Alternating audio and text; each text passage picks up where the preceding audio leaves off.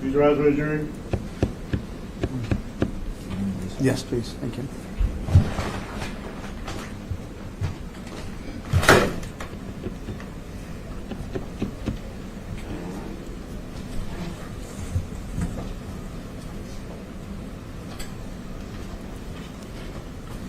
Yes. Hunting for truth says his blatant lack of any remorse is so disgusting.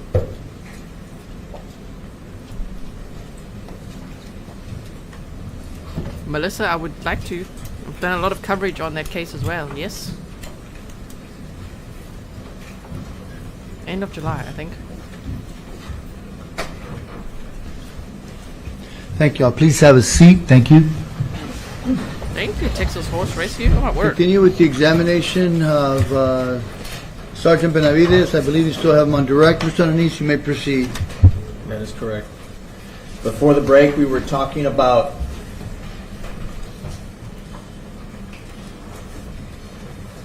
your arrival at the house of Angelica Hernandez. Welcome Remember back, that? everyone. Yes. Day 3 And afternoon you session. testified that you arrived there and you rang the doorbell. Correct. Okay.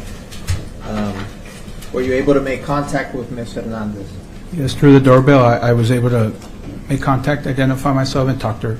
Let's go ahead and pick up where we left off. I think we've gone over this part of this one. Thank you. And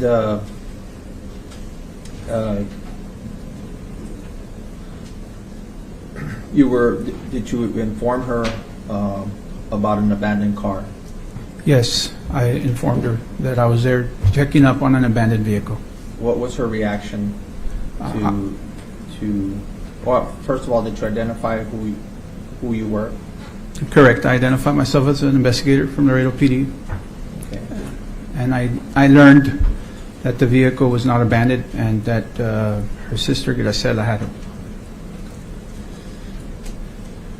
Think That she had Janice? lent the car to Grizelda. Correct. She lent the car to Grizelda and Dominic, and that they were going to meet with Dominic's father at a nearby park. I'm going to object again to here sitting.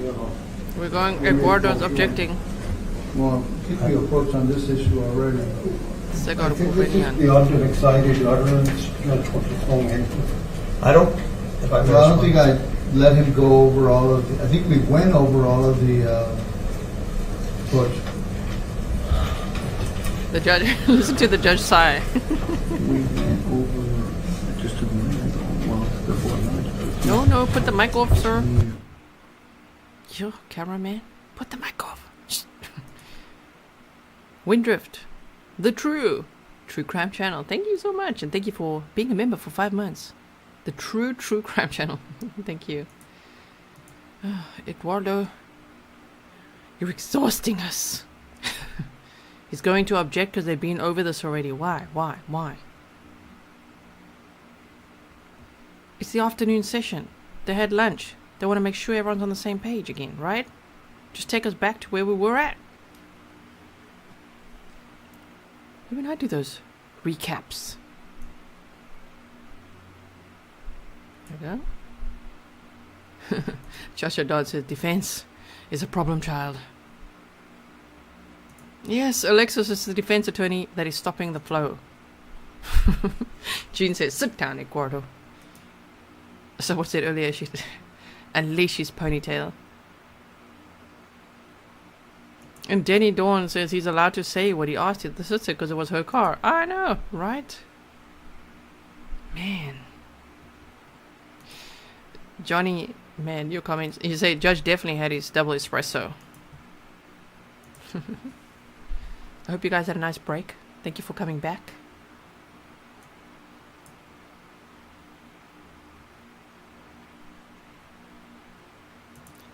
Plain Jane says the BFF already testified that she had said she was going to meet him. It's hardly hearsay at this point.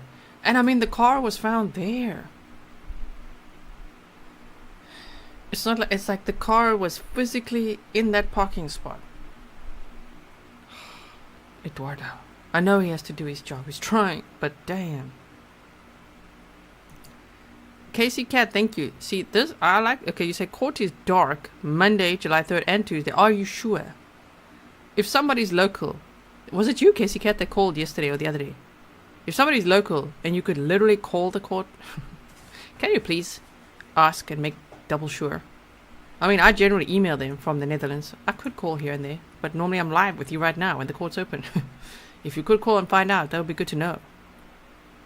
The judge will probably tell us on Friday, right? Correct. Thank She you, Haji, tells for the that truth. what does she tell you? She tells me that she lent a car to a sister, and her sister Grizelda was going to take Dominic, her son, Grizelda's son, to meet the biological father, the father of Dominic, at a nearby park.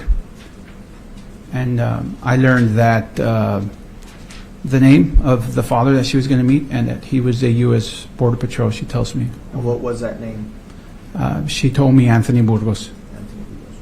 Anthony Burgos. So, what do you do with that information? I relay that information over police radio to some of the detectives that were at the scene of where the babies were and where the car was at. And how do you do that?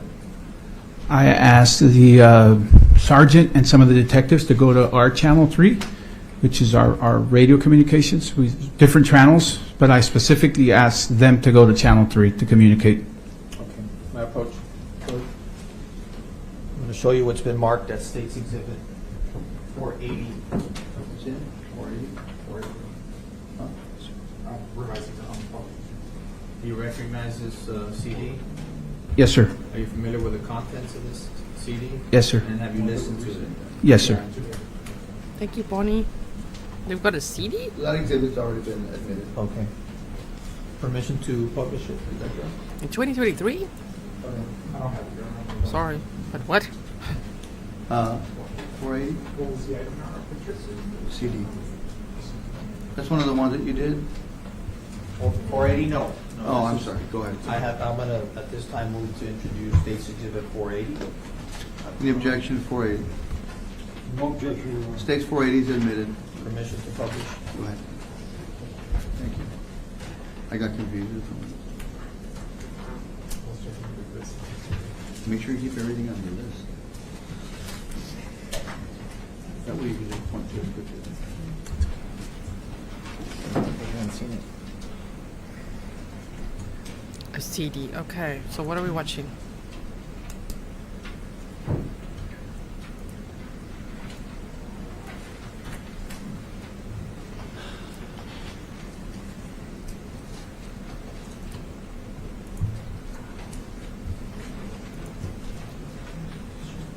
Any objections? Just one audio on this one.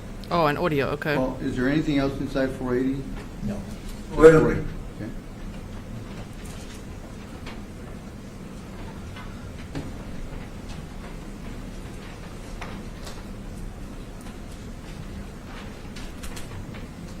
Well, three covered. This is going to be the 20. She's at this morning and she hasn't answered for the last 4 hours. She was supposed to be baby daddy or the ex, Anthony Burgos, who's a border patrol agent. The victim or the possible 82 is Grizelda Hernandez, 41690. What channel are you on when you're saying this? I'm on Channel 3, sir. And who's able to hear it? Right there, I was speaking to the sergeant, but everyone who can turn our radio on to Channel 3 can listen to that. So everybody at the crime scene. Yes. And is this something that if you're wearing your radio, is being broadcast? Yes, correct. It's broadcast over our portable unit. Okay. I'm going to stand by for the family to make it back to this 20 here by 11411. What is, when you say I'm waiting for the family to get back to this 20, what's 20? 20 is location, where I'm at. And you're waiting for who to get there? By that time, I had hung up already with Angelica, and I'm waiting for someone to meet me at the house. Okay. Who is she going to meet with? The ex-husband, who's a border patrolman by the name of Anthony Burgos. They, That's you, whose sir. voice is that? That's my voice. Or who are you speaking to? to the sergeant at scene, my sergeant, my supervisor. He's the guy that found the body. He's the border patrol agent that found the body. Does anybody have visual on him? Whose voice is that? That's Investigator Reynaldo Garcia, a voice also from the Capers Division. He's at the scene. Yes, I briefly saw him at the scene where we found the bodies. That's Raimundo Garcia? Raimundo Garcia.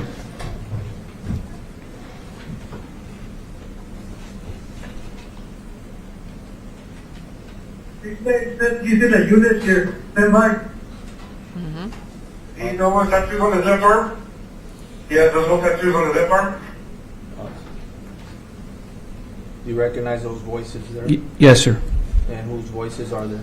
That's Investigator Juan De La Cruz and Officer Alberto Cortez, I believe, is the second one that comes on. Is it Greg De La Cruz or Juan De La Cruz? Can I hear it again just one more time? Sure.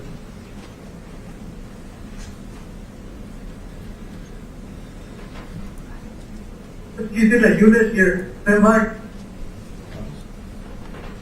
That sounds like Juan De La Cruz. Juan De La Cruz. Yes. And what does he say there? By the unit here? They're trying to find where the agent is, and he's saying that it's by a unit. Okay. That must have been such a shock to them all. Wow. Do you know what tattoos on the left arm? Yep. Okay, here the officers are trying to communicate of who is he and does he have tattoos, and again, they're all trying to find out where he's at.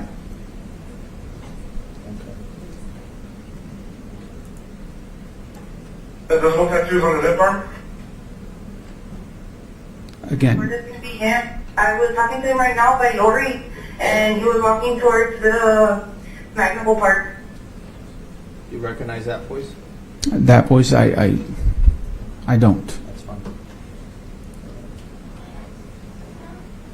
Just keep it 10-3. We have an ID, the 82 for sure. We're going off with the Mercedes, but the family is concerned because she hasn't answered. So if anyone could just get a visual on him.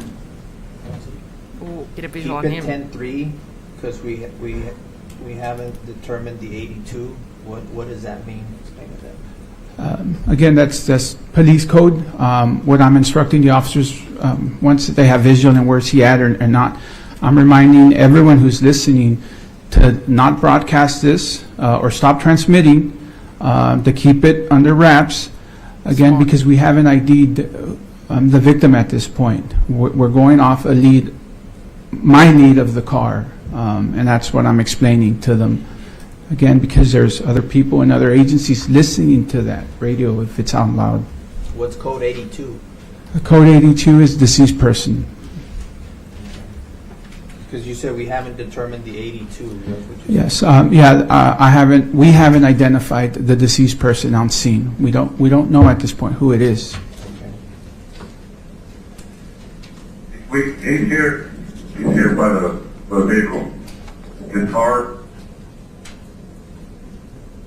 Do you recognize that voice? Yes, And who is that? that's also a detective from Capers, Richard Reyes. And he says he's here by the car. From what I can hear is that he has visual of Anthony Burgos, the agent.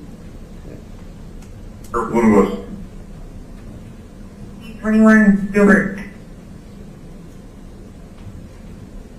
Right. I'm going to start running the female to see if we get a picture on her. Gilbert. I'm 76 with investigator Nunez. He's a relative, so he needs an ID. Do you recognize that voice? Yes, sir. And whose voice is that? That is Sergeant Cordy Perez from the SIU division. What does she mean when she says I'm 76? What does that mean? She asked me to call her, and I'm still listening to her, right? 21, call her. And then I'm talking to the others, and she then interrupts again and tells me that she's en route with one of her investigators, Investigator Nunez, who can ID. She's letting us know that he can possibly ID our victim Why? because they're related. Okay. Give me a 21 701-0078 701-0078. What does that code mean? Again, that's when our investigator's asking me to call her. 21 means call, and she gives me a phone number to call. Do you remember what phone number you called? I believe she calls me or something, but yes. Thank you so much, Jasmine. Pictures on RMS. You guys can read it there.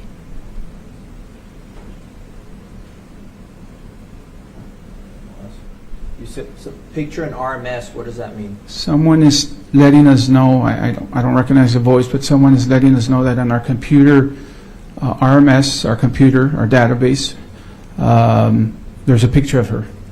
So her picture has been already uploaded to your record management system. Correct. Okay. You were standby for 21?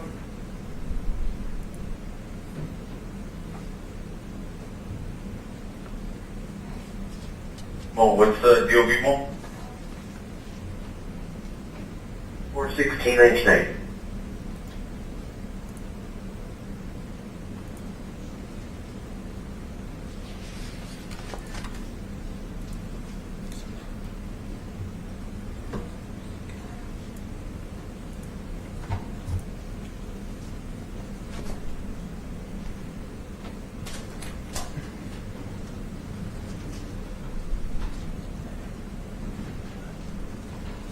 Okay. Now, what, if anything, happens based on those transmissions?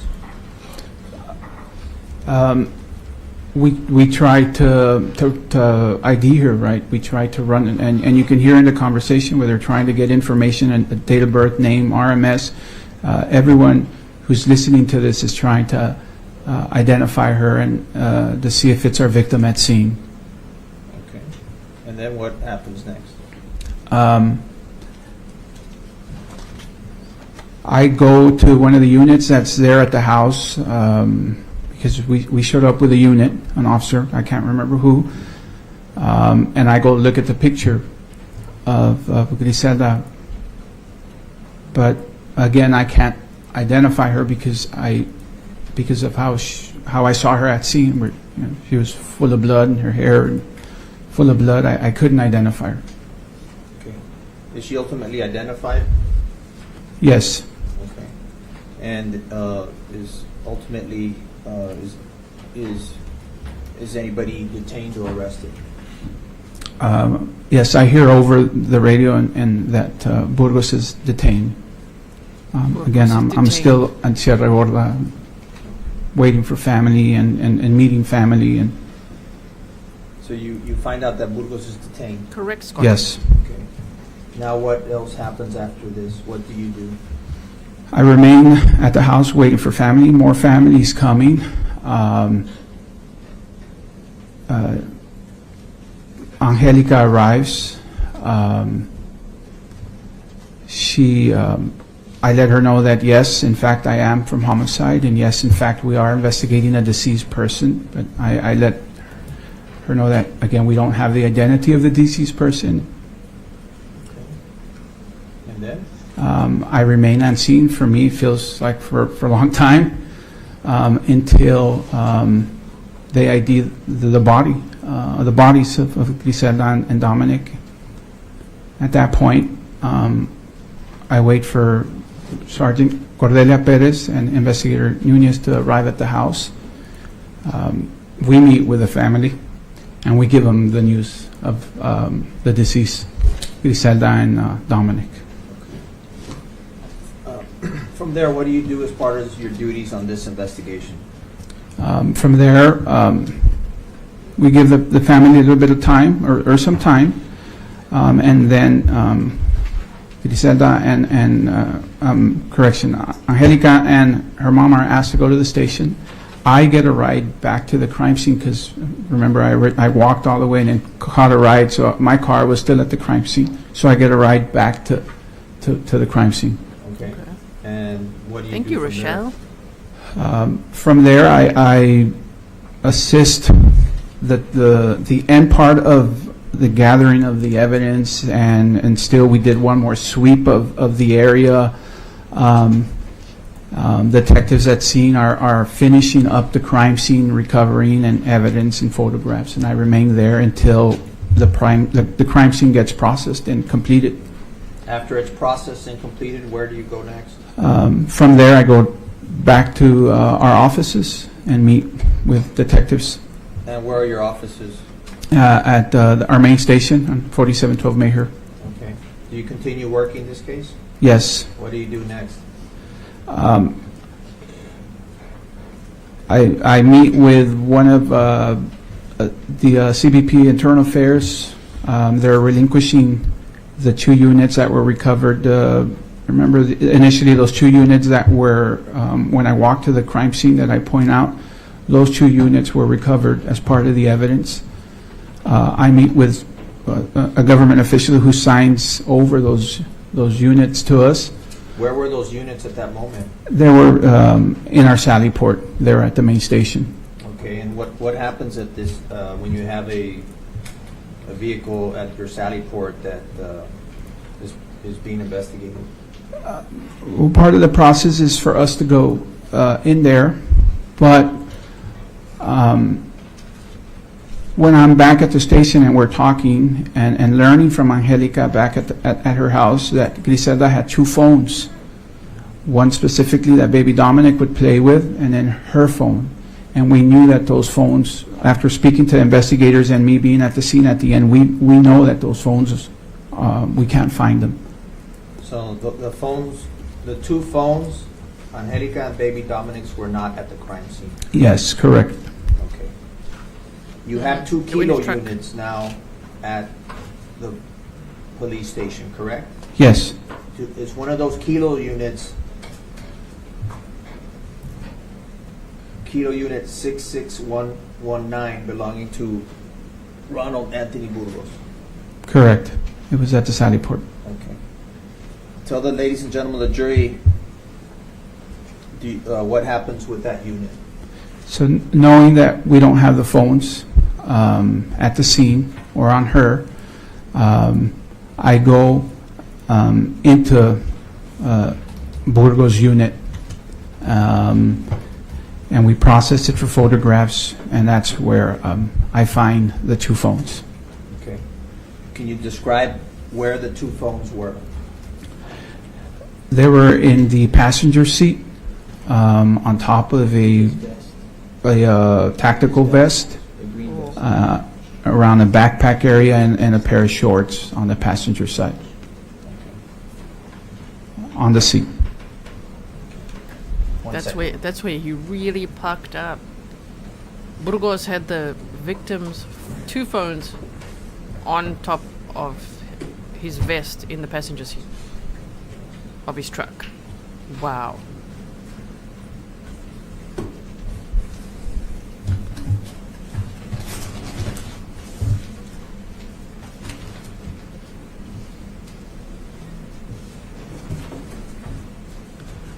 Yes, for everyone asking, I am following the Delphi updates too. Yes, I am.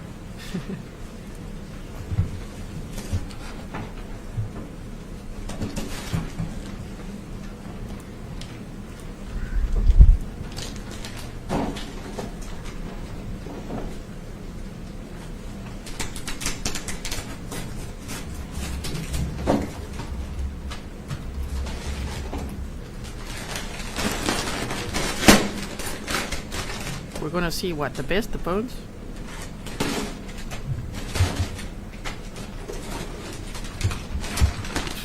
Yes, Mishmubi cakes. It must have been his jealous workmates who planted them.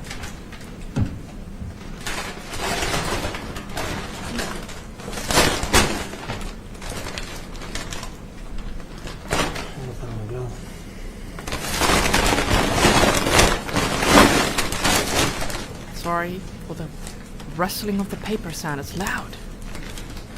Okay, so that's the vest, and that's where the phones. No wonder he was like telefono. He forgot about that. I'm going to show you what's marked States Exhibit 30. Yes.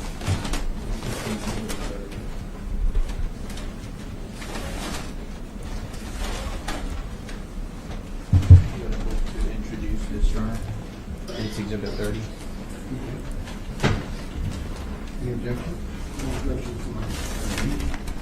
You testified that you found the cell phones. Correct. And where were the cell phones? This vest was the one that I can tell you that was a tactical vest that was on the passenger seat. I'll ask you to demonstrate where it was. So when I go into the truck, this is similar to what I see, right? The vest was on the seat. There is a tactical, what we call a go bag, a tactical bag up here. I can see from outside a little piece of the phone, and then I believe there was a pair of shorts on top of that.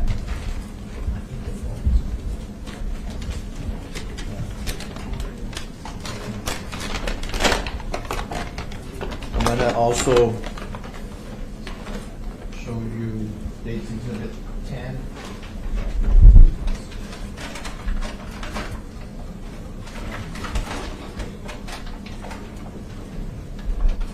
To introduce State's Exhibit 10. State's Exhibit 10, Your Honor. Any objection? No objection, Your Honor.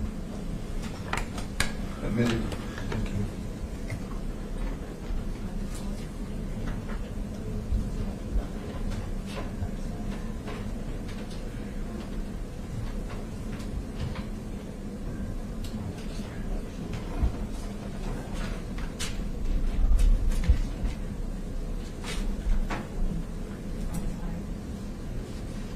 Yes, Humpy says Burgos is not a smart criminal, but that's great for the case. Yes.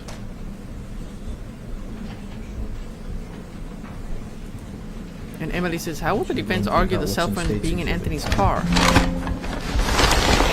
They'll say Agent Dennison did it. Also in the truck, if you recall or not. I don't recall seeing this on the passenger seat. Okay, put that It was at that moment, yes. Down under thunder. And it was at that moment that he realized he's pucked.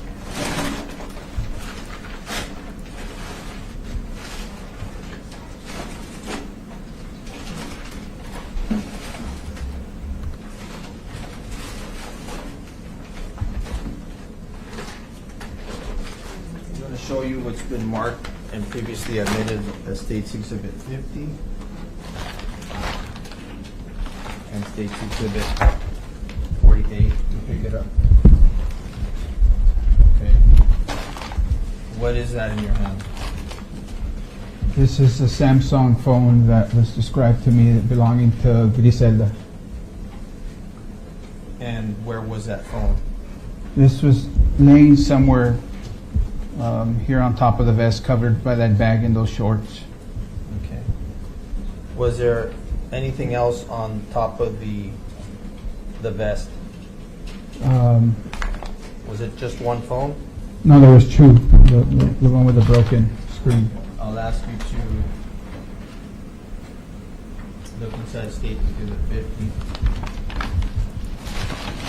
Man, he forgot about the phone in his truck.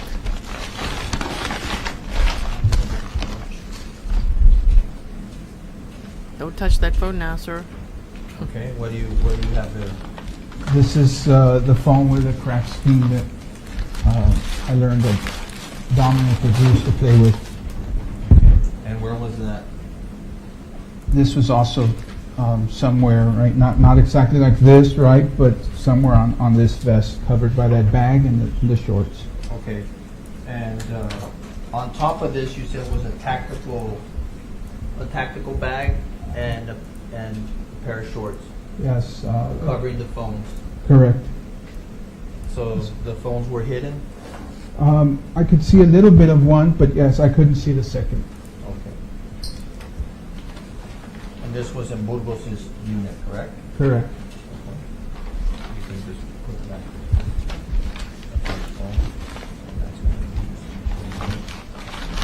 It's a Samsung.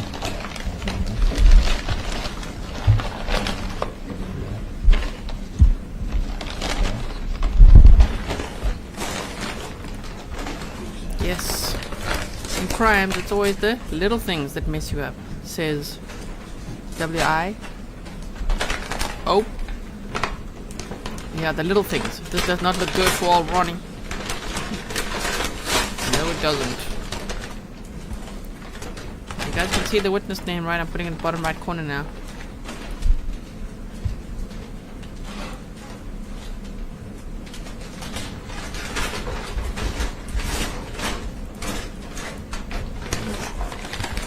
Show you State's Exhibit 31.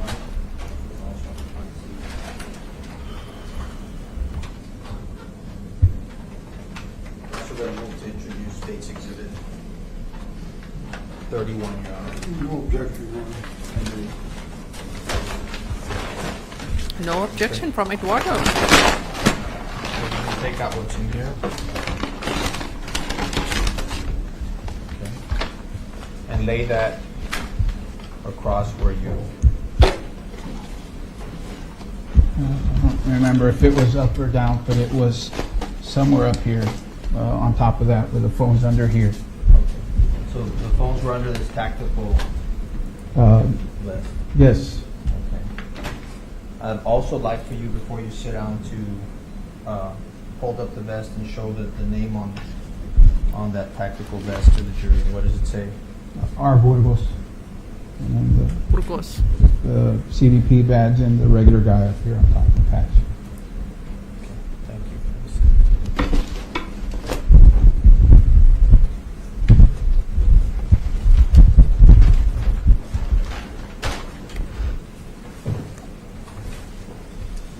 you. Look, Eduardo's looking for something now. I'm going to show you what you were testifying about, where you found the phones in this case. I'm going to show you State's Exhibit 324 that's already been admitted into evidence. Ask you to identify what's in here. What do we see here?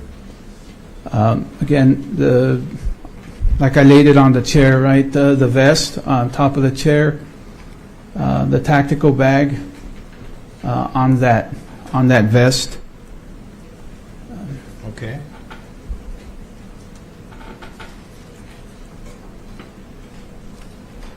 There's a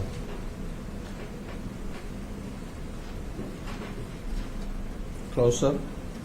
Correct. Again, the vest, that bag that we just saw, the shorts, and some gloves. Shorts and some gloves. Okay. Wow.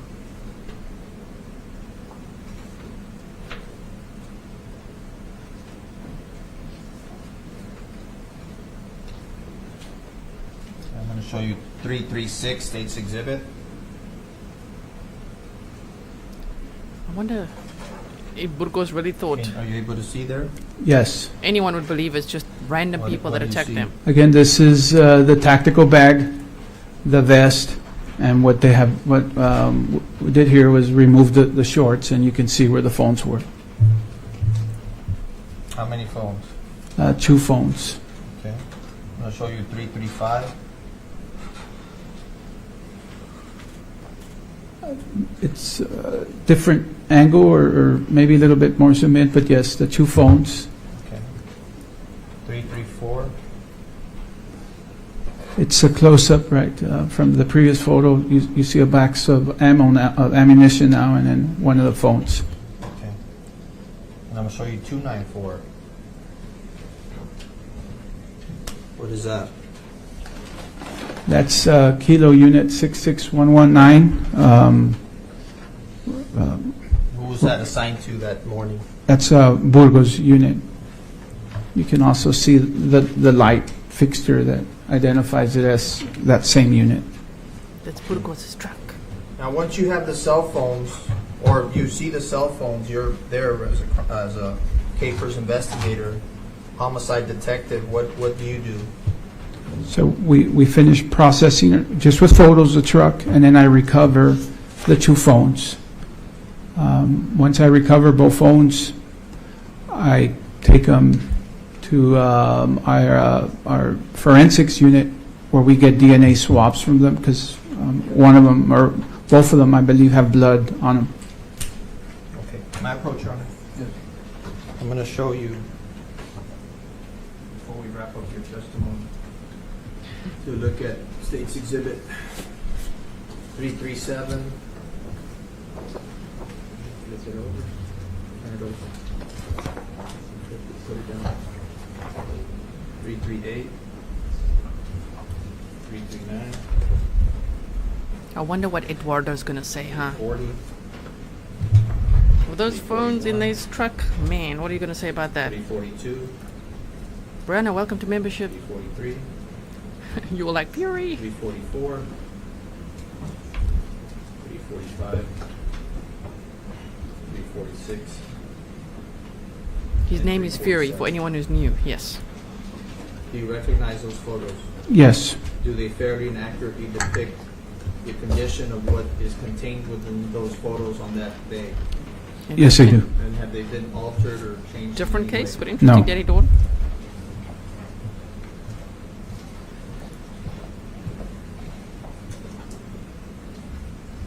Jamie Lee says, how can you argue that? I know, right? He's so busted. The evidence is getting worse.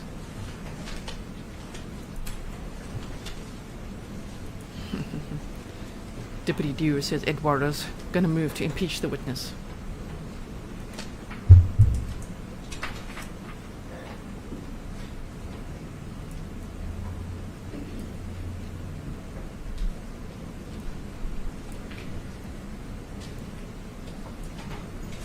Imagine what a fright they all got when it's like hearing that the victim was gonna meet someone, Anthony Burgos, and then they find her phone in his truck.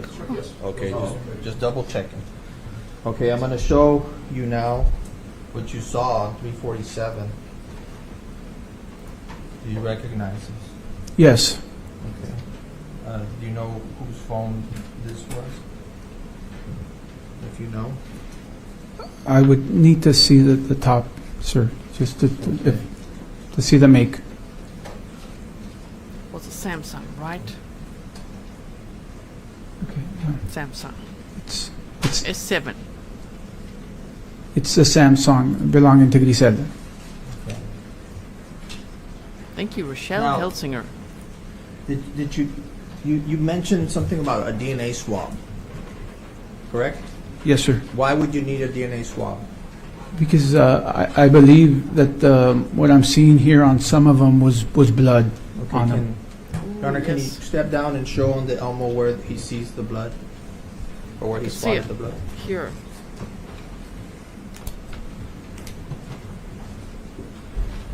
I'm going to hand you my pen, and I'll show you 344. You can examine this photo. Hold on a second. Can you switch? Do you know how to work a panel? Any of your lawyers here? I bet you just switch it to the on. Oh, No, it is on. Oh, I'm sorry. When I was looking at my screen, I didn't have that panel on. Okay. Yes, I'm like, we can see They it. got my screen or something. If I look over here, All right. So we're back on track. my apologies. Okay, Judge. They're like, it's okay, Judge. What do you see on this photo? Definitely some type of smudging on the phone with what I believe was blood right around this area here. Show Yes. us where? Right here where I'm pointing with the tip of the pen is. Mm-hmm. And it's got a nice pen. And then on the back of it is where you would be able to see a little bit more distinctive of what I'm talking about. Okay. I'm going to show you State Exhibit 343. If you see anything, or if you don't, just point it out. Like these. Here, I don't think I saw anything. Okay. 342. Same photo here in this area, maybe. Oh, he said maybe. Eduardo will be like, so. Do you remember the other type of phone the baby was carrying? a CT seat, but definitely one with a cracked screen is what stuck out to me, or what I remember the most. Okay. I'm going to show you State's Exhibit 339. Does that look familiar? Yes, Is that what you're describing as a... the CTE with a broken screen. Oh, I'll show you 338.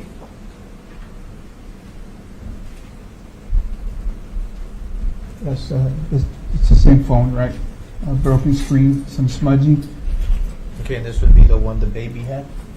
Or Yes, that's what I learned, that the baby. This one didn't have cell phone connection, but they would use it for the baby to play with. 337? It's the same phone in the back. Okay. And I'm going to show you now. 346. thank you. This Fine is crime. going back to the Samsung. This is again the Samsung Grizeldas. This is where what I remember and stuck out the most was, this is where I think there was a substantial, or I could visibly see more blood here around this area. Okay. Okay. I'm going to show you 340. Or this also has what you described that as. Oh, this Yes, right here, this area, smudging. smudging. Yes. 340. This is going back to the ZTE again. Some smudging here, some markings on this area right here, some red markings. Okay. You say red markings. What do you mean by red markings? Blood. This is where I had to swap for some blood here.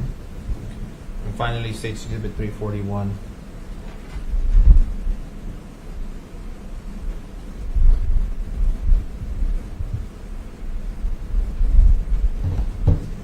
What do you see here? This is a close-up of the same phone where you can Oh, definitely wow. see in these You can areas see, here you can see it. the red. What at the time I believe was blood. Eduardo's going to say, how do you know? You can have a seat.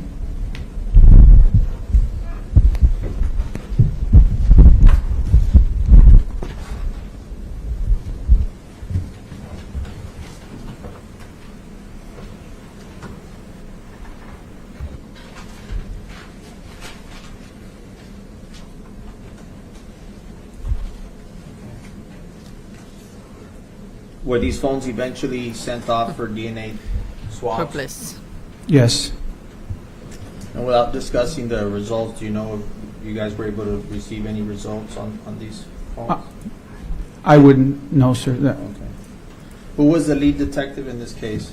The lead was Raimundo Garcia. Okay. Did you do any other work that day in advance or as part of this homicide, this double homicide? No, on that day we finished there. Okay. Oh, I did.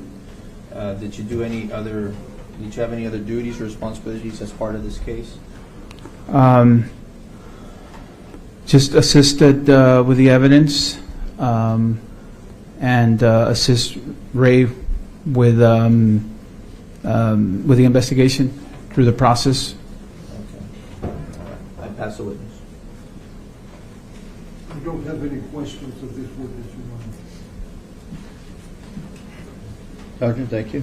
Sir, thank you. You may step down. You may go about your business. Am I Hopeless. dismissed? Yes, sir. Look Thank at you. his face. He's looking hopeless.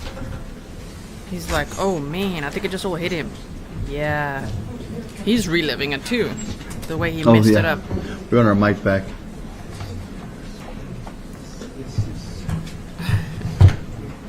The judge is happier now today. I'm sorry. Thank you, Sarah Wagler. His name is Fury. Like Just get Fury. started, so if you can keep on going, it'll be better. Okay. Stay All close. right, all right, go on. You want to ask? Are y'all good? A little bit more, right? Yeah. Okay. He's like, just a little. Let's Stay go. close, A little more. Angelica Comacho. Oh, man. Angelica Camacho? Yes, sir. Thank you.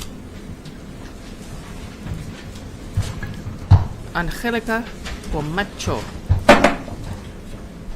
That's what I heard. Angelica Comacho. Good afternoon, ma'am. Good afternoon. Have you been sworn in already? Yes. Good. Have a seat over here. Yes, sir.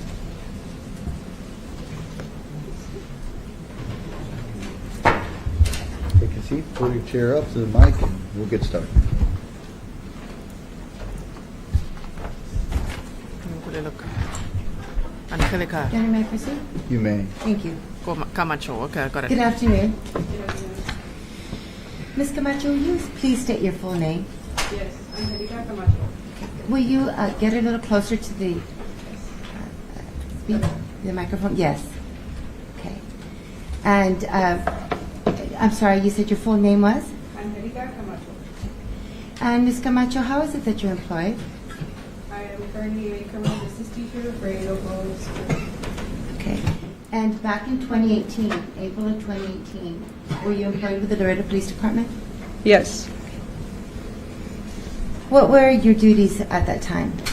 I was a patrol officer, so I would respond to emergency or non-emergency calls, to protect and serve the city of Laredo. Are you a licensed peace officer? Yes, You're still a licensed peace officer? correct.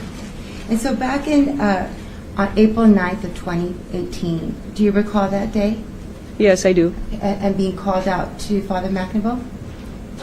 Yes. Okay. What area, what do you call it, beat, or what area do you normally, or did you normally patrol at that time?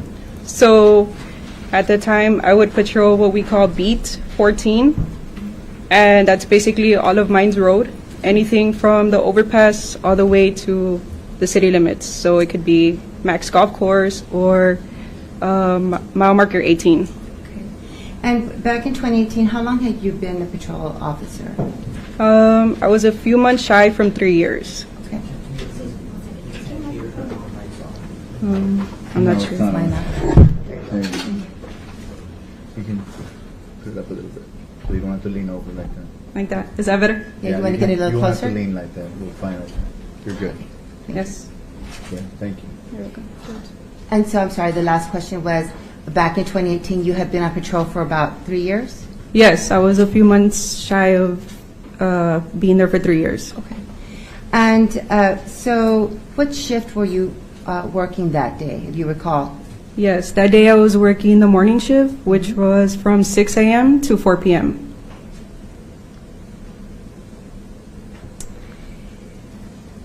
Do you recall when you first went out to Father McNaboe? Yes, it was right after an assault call that I had been dispatched to. Once I finished with that call, since it was in my area that I was patrolling, I made it out there. Okay. And so, had you been there?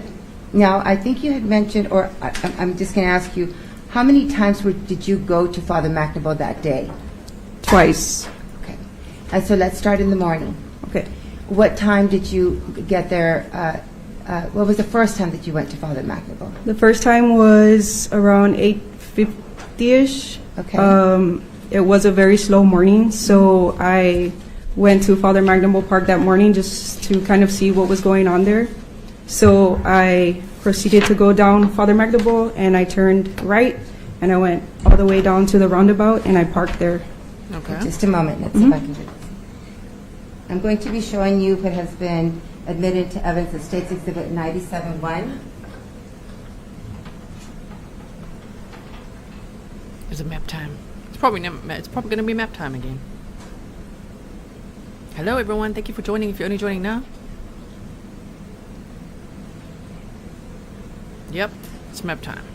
Now, Your Honor, if Ms. Camacho can approach the wiki. Do you see that mic there? This one? Yeah. If you can flip it on and then turn it on after you flip it on. Don't turn it on yet because it's making a racket. Yep. And then approach the Elmo. Thank you. You can go and turn it on now whenever you're ready. So now I want you to show the jury the area that you're talking about when you said you did the little roundabout. Okay. So I came in the park, What street is that? Zebu? Zebu, okay, since you went in that area. Yes, correct. I drove down. Hold on Right. just a moment, let me adjust this for a second. There you go. Okay. I think that's better. Okay. So I drove down that street, I made a right, and I went all the way down to the roundabout and parked right there. Okay. And what activity did you see at that time? So at that time, I had seen a worker for Laredo was picking up trash by the playground. Okay, show us where on this. So the playground is right here, Okay. and he was somewhere near it picking up trash. Okay. And then? Interesting. And then I noticed the far south that there was a lady pushing a stroller. Okay. And you mentioned that, what time was it around, was this? I got there around 9:50ish or 8:50ish. Okay. And then what other activity was going on at that moment? So as I stayed there for a little while, I then saw that customs agents started arriving. They started arriving, and then they were training their canines on the small little T-ball Okay. fields. Okay. And so that was the first time you went there? Correct. Okay. And the second time that you went back, you mentioned, what time was that? This at 1:00 p.m. in the afternoon. And this was after you had answered a service call? Correct, an assault call. Okay. And where did you go the second time that you went to Father McNaboe? So the second time, I parked at Bristol. Let me just make sure that we can see this. Okay. I parked at Bristol, and it was Riverbank. Because there was so much police presence already there, Okay. I didn't find any parking obviously close to where the gate was. Okay. And so how many blocks away from the actual entrance of Father McNaboe, more or less? 3. 3 blocks. Correct. And that was because there was lots of police officer cars? Correct. And so when you approached the Father McNaboe, which entrance was it? The dead end of Bristol, Okay. there's a gate that was open, and that's where officers were coming in and out. And which was your walkway? How did you walk over to the area once you got to Father McNaboe? So I just basically started following officers that were going to the scene. So this is Bristol, and I went through the gate, and then it started like a little trail area.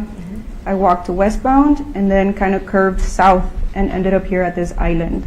Okay. And for now, you can go ahead and go take a seat. Okay. That's where the victims were. When you got to this little okay. And for now, you can go ahead and go take a seat. Listen, court, what happened? The court like skipped for a second there. When you got to this little island area. Now let me ask you before we get there. That day, were you in full uniform? Yes, I was. And as part of your uniform, what equipment do you carry with you? So we have our weapon, handcuffs, we have extra magazines, less lethal weapons like a baton, add gloves, and that's about it. How do you communicate with other officers? Through our radio. Okay. Did you have a radio on that day? Yes. Okay. Where did you have it on? I had it over my shoulder right here. Okay. And when you arrived at this little area, now I'm going to show you what has previously been introduced, State's Exhibit 150.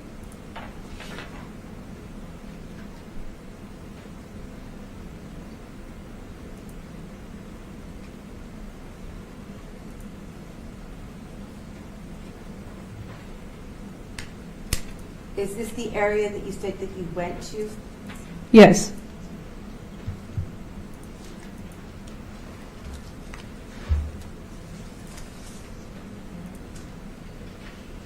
Different view of the island. Is it better with the light or without the light? Can you see it better with or without? Without.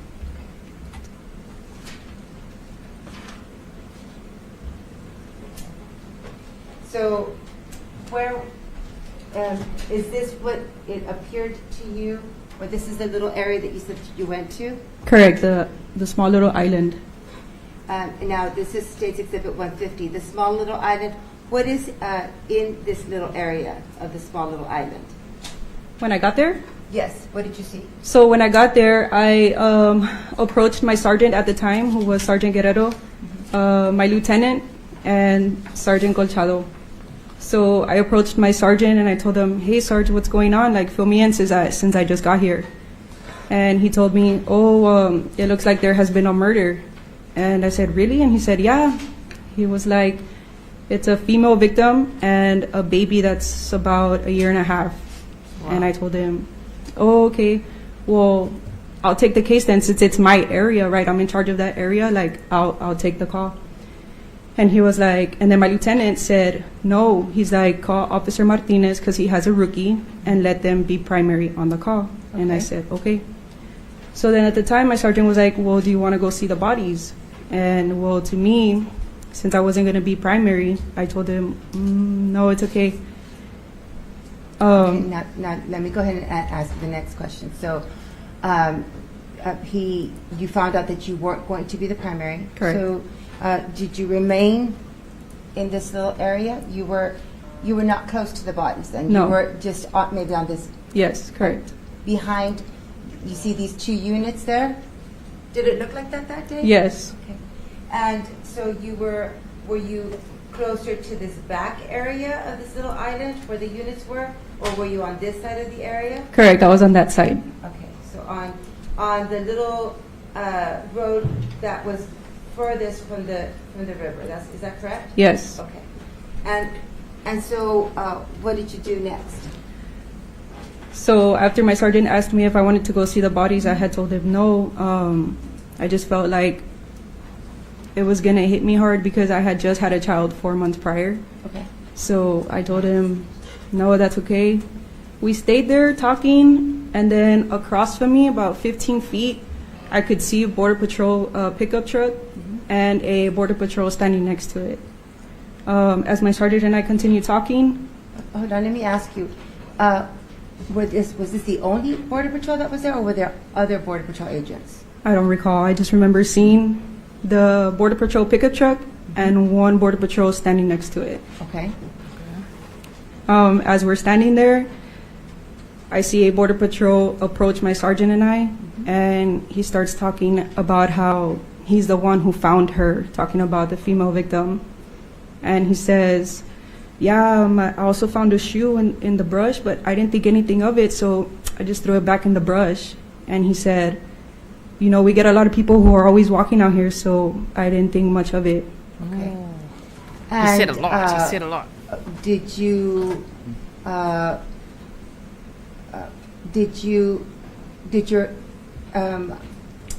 the Sergeant Guerrero? Was the Sergeant Guerrero? Correct. At the time, he was a sergeant. And did Sergeant Guerrero think anything of his comment? Yeah, so after the Border Patrol stated that, my sergeant then stated, "Yeah, well, agreeing to him, right? Like, you guys work out in the brush, you guys are bound to find just random things."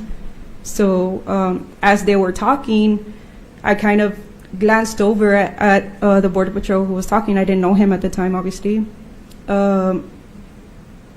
When he was talking, I clearly remember him with a distinctive accent and tattoos on his arms. He was basically standing right next to me, so it was his left arm that had tattoos with red ink. That's what I remember. Okay. And I also looked at his name tag, and it said R. Burgos. They gotta be careful. Make sure you only answer when asked the question, right? Otherwise, Eduardo's coming. Mr. Boggs is coming. They'll be like, no, mistrial. Impeach this witness. But wow, he actually said a lot. He's like, "Oh, I found the shoe. I didn't think anything of it, so I just threw it."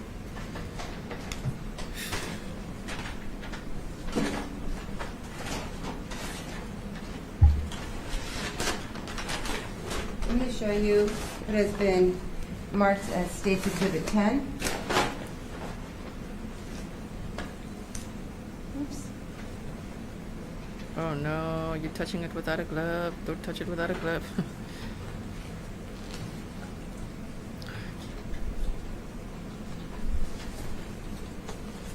is this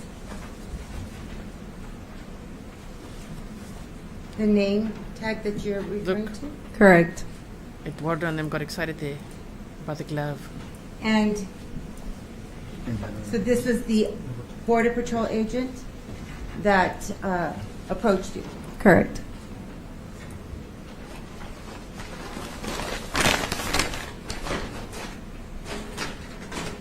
Not happy about Was he that. saying these in response to a question, or he just was volunteering this information? Yeah, he just voluntarily started stating everything he said.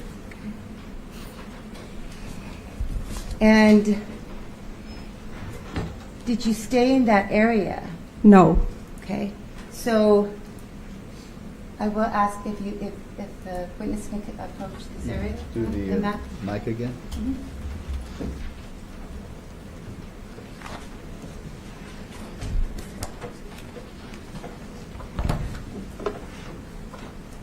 I'm not going to show you the map, which is 97.1.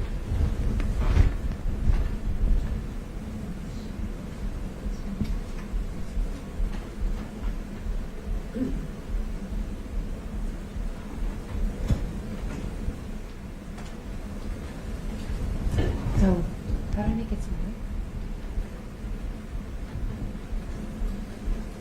Lisa? Oh, it's not there.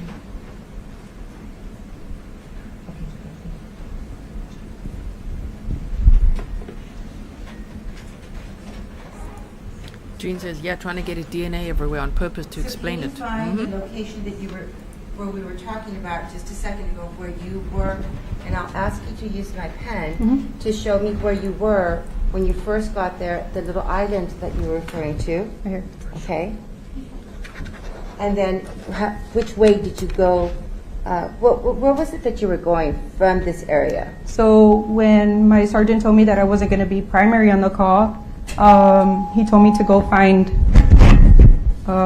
Officer Martinez and his rookie so that they could make it back to the actual crime scene since they were going to be primary.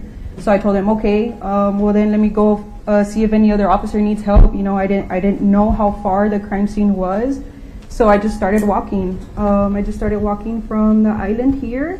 I started walking northbound. So I was here, and then I came to like this dip area.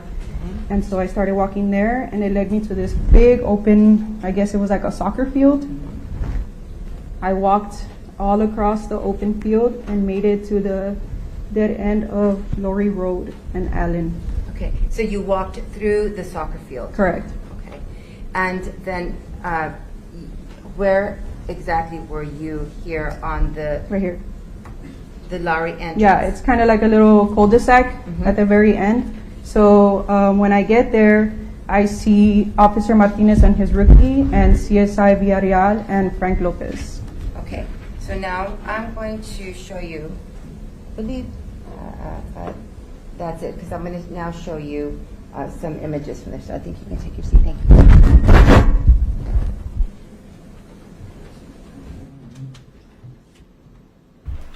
Okay, photo exhibit time.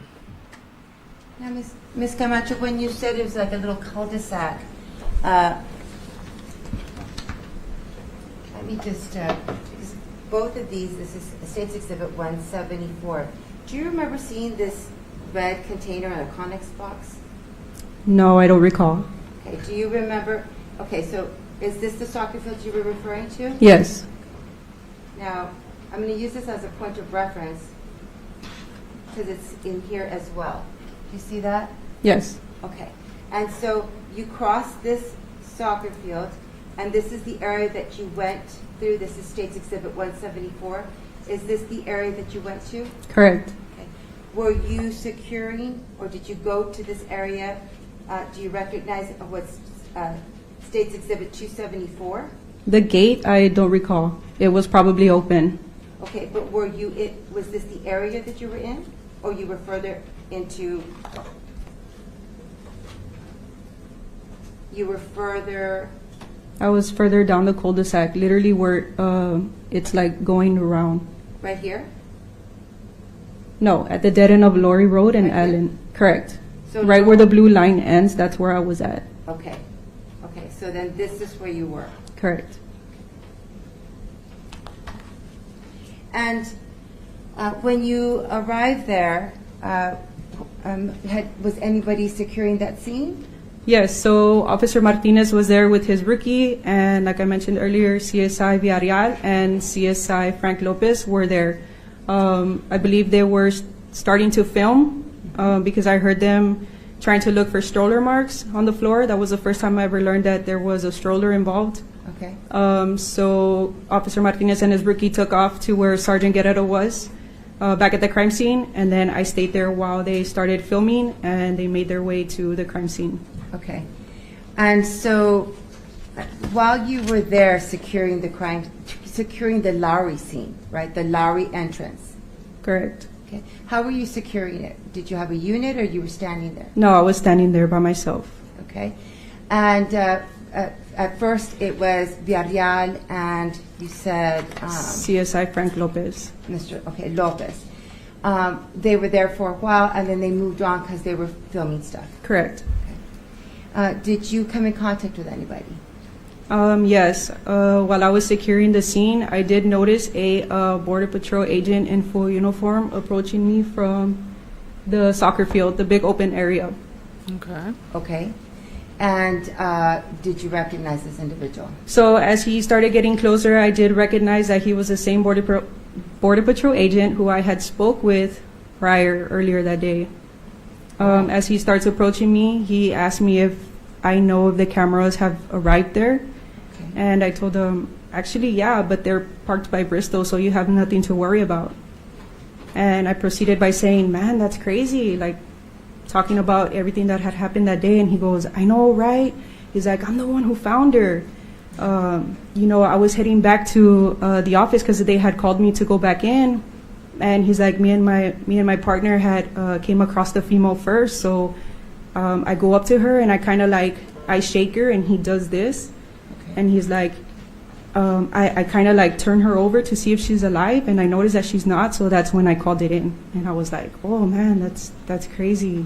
Was this in response to you asking any questions, or he He's was like offering this bragging. information? Yeah, he just started stating that information because all I had said was, man, that's crazy, talking about, obviously I'm thinking about the conversation that we had earlier, but I'm not sure if he remembers that conversation, the second conversation. Okay. And how did that conversation end? So he then asked, is there did y'all find the female's or the victim's vehicle? And I was like, yeah, actually we did. I go, it's parked at Father McNaboe. How did you know this? Because I had heard information coming in through the radio. So that's how I knew the information then. Now, he was not a Laredo Police Department officer. No, he was a Border Patrol agent. And why did you feel comfortable or Because, he was advising him about the vehicle being found? Correct. I confided in him because he was a federal agent, You're standing in front of this man who's in Border Patrol and you're thinking, hey, we're on the same side. We're law enforcement officers. Okay. So I confided in him and I gave him that information. Okay. And while we were talking, I did notice that he was kind of like scanning the area, like kind of looking around. I don't know if he was looking for something or I don't know. I just did notice that. Okay. And Oh man. what did he do after you mentioned that they had found the vehicle, a vehicle? Mm-hmm. Nothing. He just kind of stated how the whole thing was crazy, and then he just started walking off. Okay. Which direction was he walking towards? Northbound towards where the vehicle was found. Okay. What, if anything, happened after that? So once he walked off, I did hear somebody on the radio go tell another officer to make it to Channel 3. So, I was standing there by myself, and I was like, oh, let me just turn to Channel 3 and see what's going on, right? So when I make it to Channel 3, that's when I hear an investigator say, like, hey, does anybody have visual of Anthony Burgos? He was supposed to be meeting his ex-girlfriend there, baby mama there. And so when I heard that, I was like, Anthony Burgos? And then I remember thinking, like, R. Burgos? I spoke to an R. Burgos.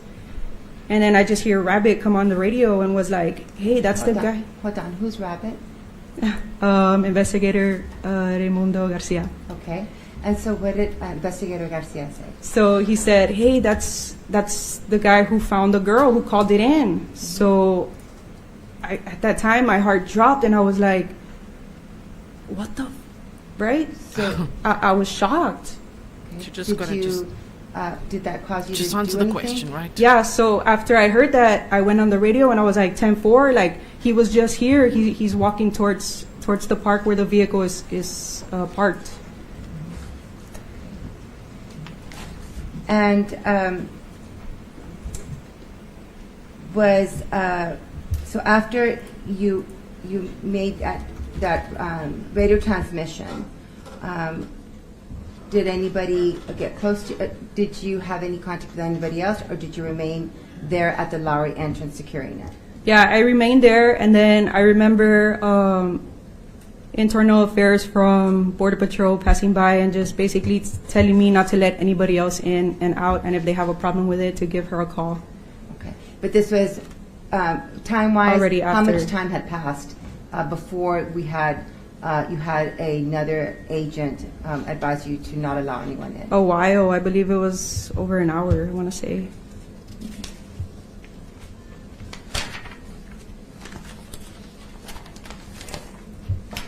I pass the witness round.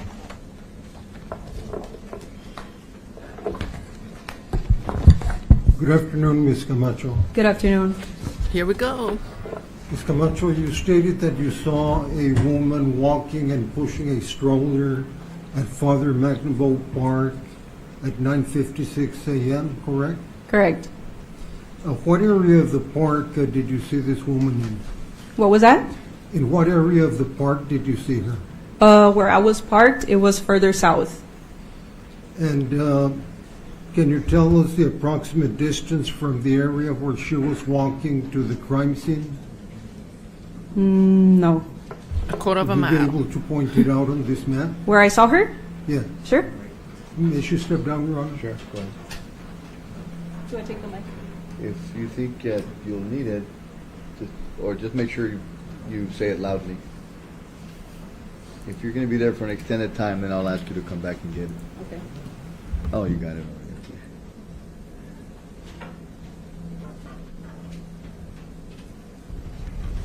Thank you. So I was parked way over here. I don't know if you can see it. She'll figure it out. Back check. I was parked here at the roundabout, and I saw her walking somewhere here. No, southbound after the park. So it was around right here on this side. And can you point to the area of the crime scene from there? The crime scene where she was found? Timeline. Yes. I don't know the location since I didn't go see the bodies. You never went to that location? I was only at the roundabout, like the little island, and that was not where the bodies were. Okay, from the little island where you were, what is the approximate distance to the area that she was walking on, if you can tell us? I think you came. Use I'm not potato. sure what you're asking. Can you repeat that? Yes, from where she was walking to Okay. the area that you visited, what Yes. is the approximate distance, if you can? I'm not sure. I wouldn't be able to answer that. Do you recall how long it took you to walk from the closest point to the crime scene that you got back to the He's trying to say soccer that it field wasn't where her. the vehicles were parked? I never made it to where the vehicle was parked. Oh, you never got there? No, I stayed at the dead end of Laurie Road and Island Drive. Okay. He's All not right, getting anywhere with that's all I her. have, Your Honor. He's not getting anywhere with her. Any other questions? No. Okay. You can step down now. You can go about your business. You're released from the subpoena. Thank you, man.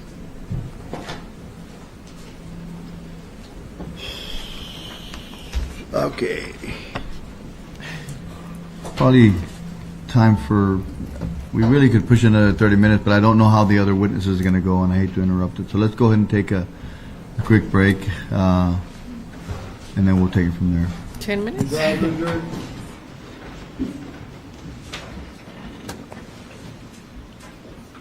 Johnny. Anjanette says she manned her post. Johnny says Eduardo seems out of it today. He was so gonna try to prove that. So you saw at 9:56? There's no way she could have made it to the crime scene.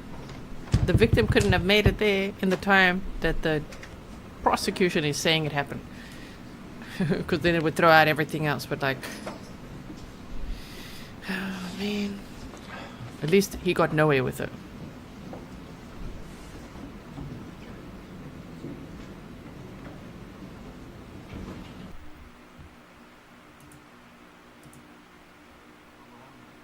Time for lunch is kind of, but anyway, okay. Either way, we'll see what, how can we can accommodate I'll tell you now. so many experts and masters and They're talking about a witness master that needs to come plumbers and tomorrow, master and electricians then he can only all come sorts of stuff. after All right. lunch. And the judge is To saying, put on no, the man, record, Your Honor, the just state tell him to has come requested earlier. The CV and any report. Yes, get that to them as soon as possible, please.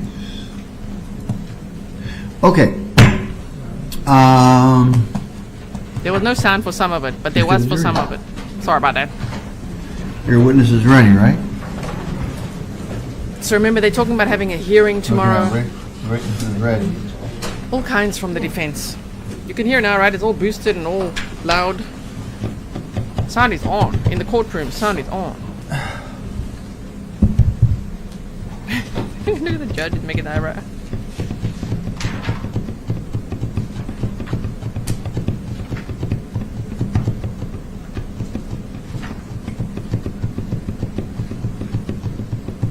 I always wonder what that sound is.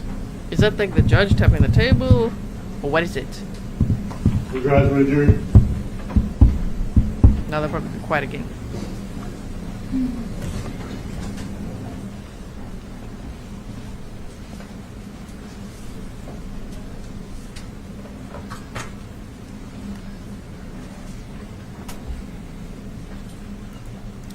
Dorothy, don't worry, you didn't miss much. Just a little bit of banter, yes. And them talking about a witness and that the witness only wants to be there after lunch, and the judge is like, you could just ask him to be here earlier. And they're like, but he's coming from, I don't know from where, but he's like, well, we're on Texas time. So he can be here earlier, thank you. And then he just said to, I think the defense, you can give him a call Okay, thank you. Please sometime have a seat. today, before we finish. Tell him to be here earlier. And your next witness, Yes, Your Honor, the state calls Ricardo Ramirez, Lieutenant Ricardo Ramirez. Ricardo Ramirez, Laredo Police Department? Yes, Your Honor. All right. Lieutenant Ricardo Ramirez.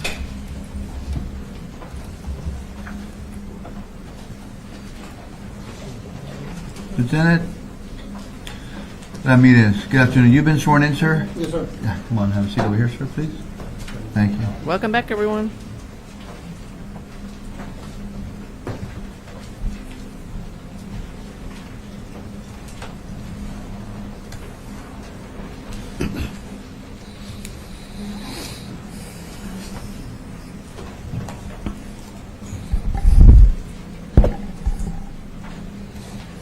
You may proceed.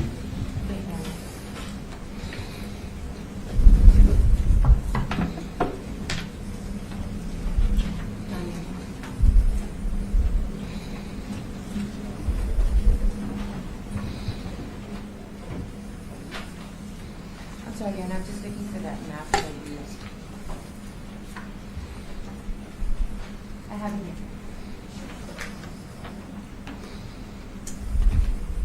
Good afternoon. Good afternoon. Will you please state your full name for the record, ma'am? Ricardo Ramirez, And what is it that you're, where are you employed? with the Laredo Police Department, How long have you been employed? 36 years. Wow. And what is your current rank? My rank with the Laredo Police Department, it's a lieutenant, How long have you been lieutenant? approximately 20 years. Now, Lieutenant Ramirez, This is a no-nonsense cop. in April of 2018, what was your assignment? I was lieutenant for the Criminal Investigation Division, the Homicide Section. And you were the lieutenant in charge? Yes, ma'am. Do you recall an investigation that was called out for Father McNaboe on April 9th, 2018? Yes, ma'am. What was the original call that came in? Okay, the Laredo Police Department Communication Section received a call of a body by the rear banks and Bristol and the rear banks. And did you make your way out there? Being head of the CID, Criminal Investigation Division, I did place myself en route to a call and called the group of investigators and sergeants from the Criminal Investigation Section to make it to the scene. Okay. Do you recall approximately what time you made your way out there? It was approximately 11:30 a.m. Okay, yeah. And were you, as a lieutenant, are you in full uniform? No, it's plainclothes. I'm a CID section, Criminal Investigation Division is the detective section. I was plainclothes in a suit. And did you make it out there with anyone else, or were you by yourself? I made out myself in an unmarked unit. And I'm going to show you what has been marked as and introduced into evidence as State's Exhibit 97-1. And I'm going to ask you if you can share with the jury where you parked, and if you can step down just so that you can give them. It's map time again. You want him to step down? Yes, Your Honor, if he can step down so that he can show the jury. Lieutenant, take that body mic there with you. Oh, now he's feeling ashamed. And, Or what? pin it to What do you guys your think this face thigh at means? the top there, and then turn on after you put it on your pocket or somewhere on your body there. You can just keep it in your hands, you want, whatever you like. Make sure and turn it on. The judge is sounding so snorky.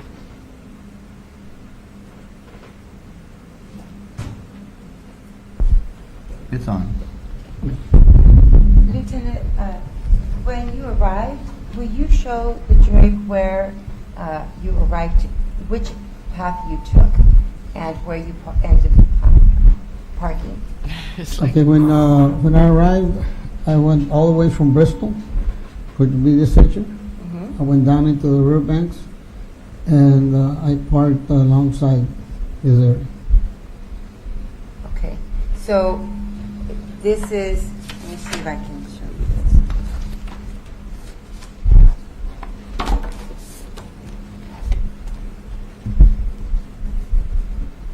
That's where the units were. Okay, so this is a State's Exhibit 150. Is this what you recall seeing that day? Yes, ma'am, I parked right behind the two marked Border Patrol units. Okay, so off of State's 150, you actually made your way through this area behind those two Border Patrol units? Yes, ma'am. And you said through which street? I went through Bristol, and there's a gate. So out of the gate, made it down all the way to the river. Do you know if you used this trail? I believe so. Okay.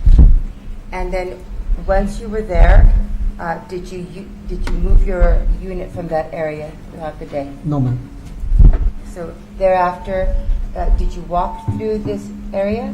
Yes, ma'am. Now, I'm going to ask you, when you arrived, I'm going to call this just as a point of reference. Others, witnesses have called it like a little island. When you get to this little area, did you go on to, did you get to see anything? Okay, when I got to that area, Sergeant Fernando Lozano, which is the sergeant from the Criminal Investigation Division, came up to me and briefed me as far as what was at the scene. Okay. Oh, it looks right at him. This is part of his duties is to report to what he found. Yes, I'm higher ranking than him, so he reports to me. Okay.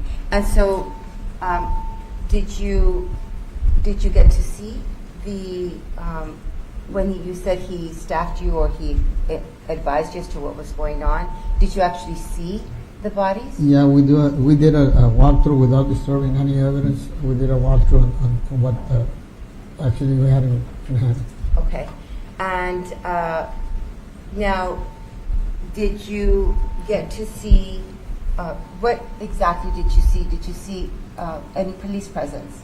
Oh, there were several investigators there. There were the border patrols. When I arrived, there were some border patrols where the units were at. Let me show you again. This is actually a pretty clear way. This is State's Exhibit 513. And so this would be the little path that you said you took. Mm-hmm. And you parked back here? I parked back here, and then there were several officers, border patrol agents right here. I just went by them, greeted them, and met with Sergeant Lozano. When you got there, was there already crime scene tape? Yes, the patrol division is the one that gets to the scene and actually just cordon off the area to preserve the evidence. Okay. And in addition to seeing the Border Patrol and the Border Patrol units, you said you saw a body? At the scene, there was a body of a female with upper torso trauma. There was blood all over her. And I was briefed also that there was an infant found in the brushy area. We walked over where the infant was laying face up, full of blood, and then they briefed me out on a stroller, baby stroller, that was discarded to the side in the brush. Okay. And at that point, where did this investigation initially begin? Yes, it's not from what you, if you remember. Exactly, magnetic Janet. What the suspects or what they were looking for at the time that you arrived? At the moment, from what we had, it was just a border patrol agent advising that he found the body of a female at the brushy area. That's all we had. And from there on, we then started doing the investigation, the preliminary investigation. We found the stroller. We had some officers checking the area with the stroller tracks, and the case let off.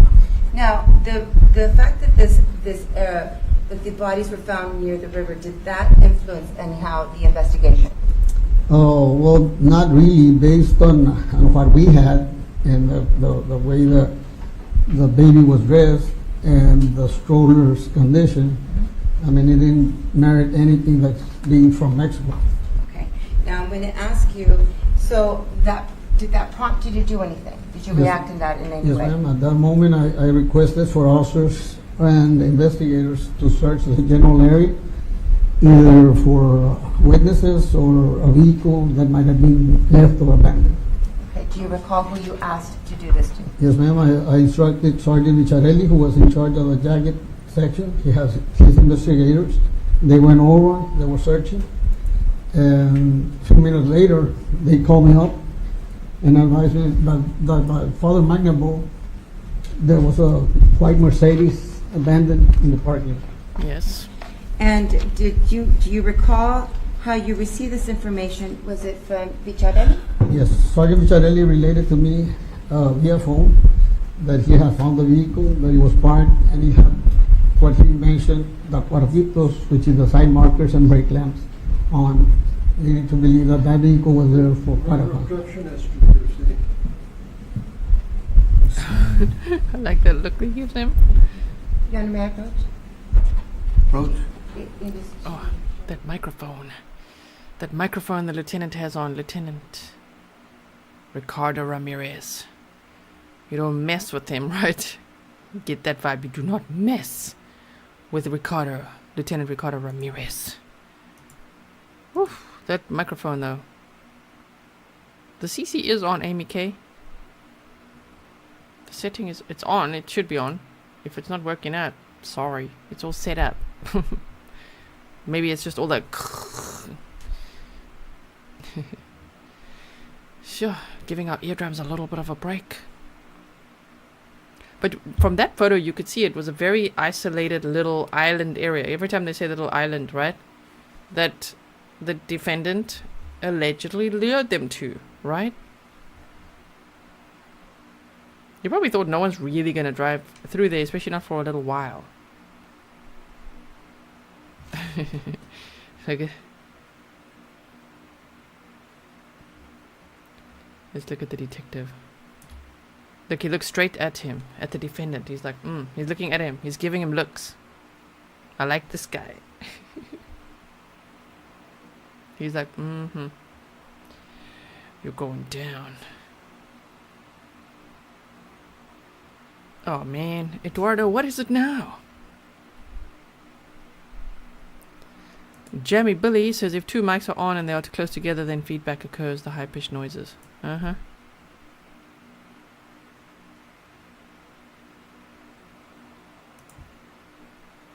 Why is the CC not working? Blame YouTube. It's all set up, okay? From my side. YouTube is going through a lot of changes lately, so make sure if you're not getting notifications or something, just unsubscribe, resubscribe, set the bell to all. Sometimes you need to do that. Click notify me. All of that. Shirley says, I can't understand this officer. His accent is so strong. I wish you guys would come to South Africa a little bit. Where are you from, Shirley? In South Africa, we get used to hearing so many different accents that it's like, I like lots of different accents.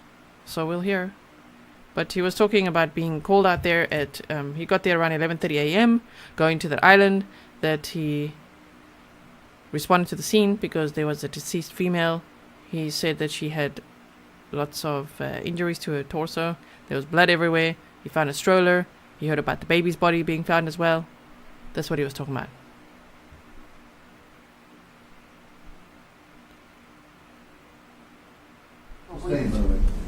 Yes, Your Honor. So you had information that the vehicle was found? That a vehicle was found being a white Mercedes by the Father McNaboe close to one of the baseball fields with the lights on. Okay. Now, at this time, when you received this information, did you receive it over the phone or over the radio? It was over the phone.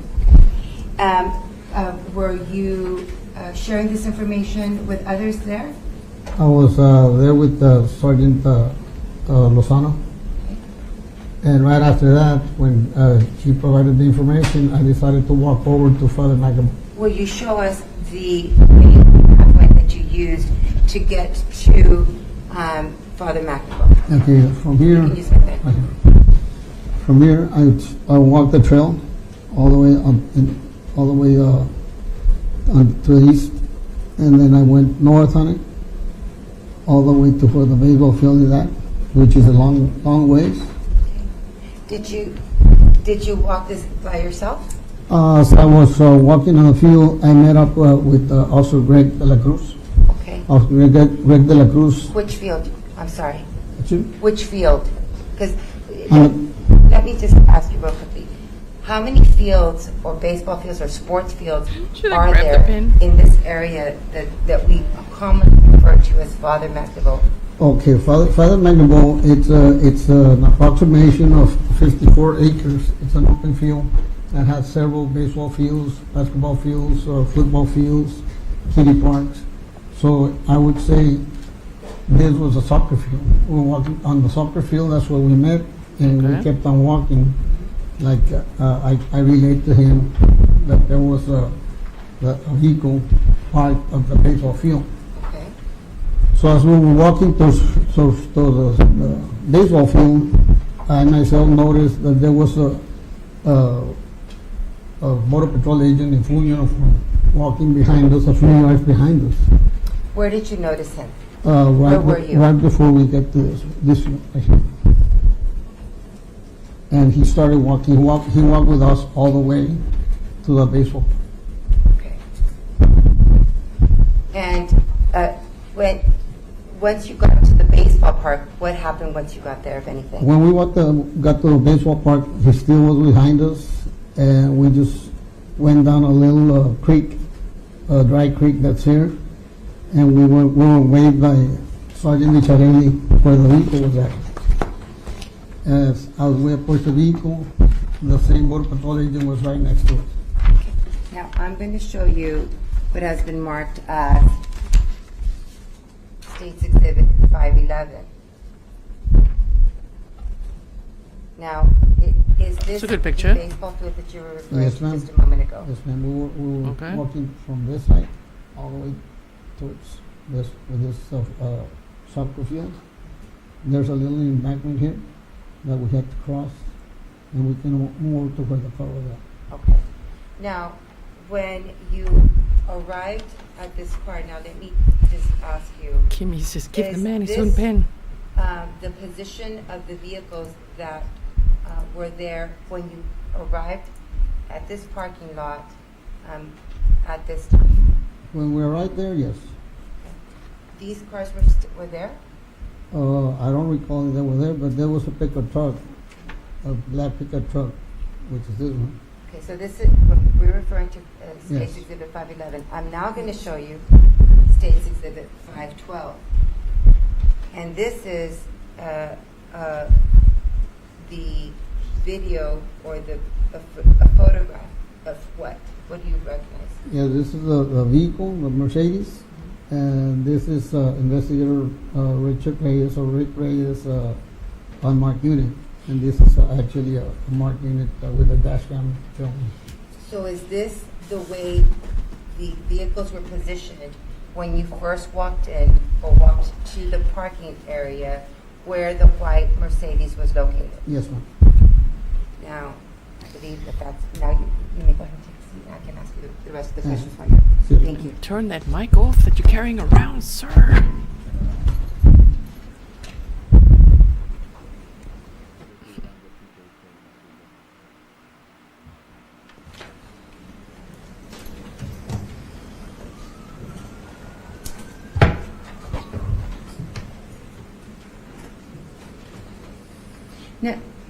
Now, when you said you walked, and I asked you about the length of the this what we call the Father McNaboe Park or Father McNaboe Complex, because there's various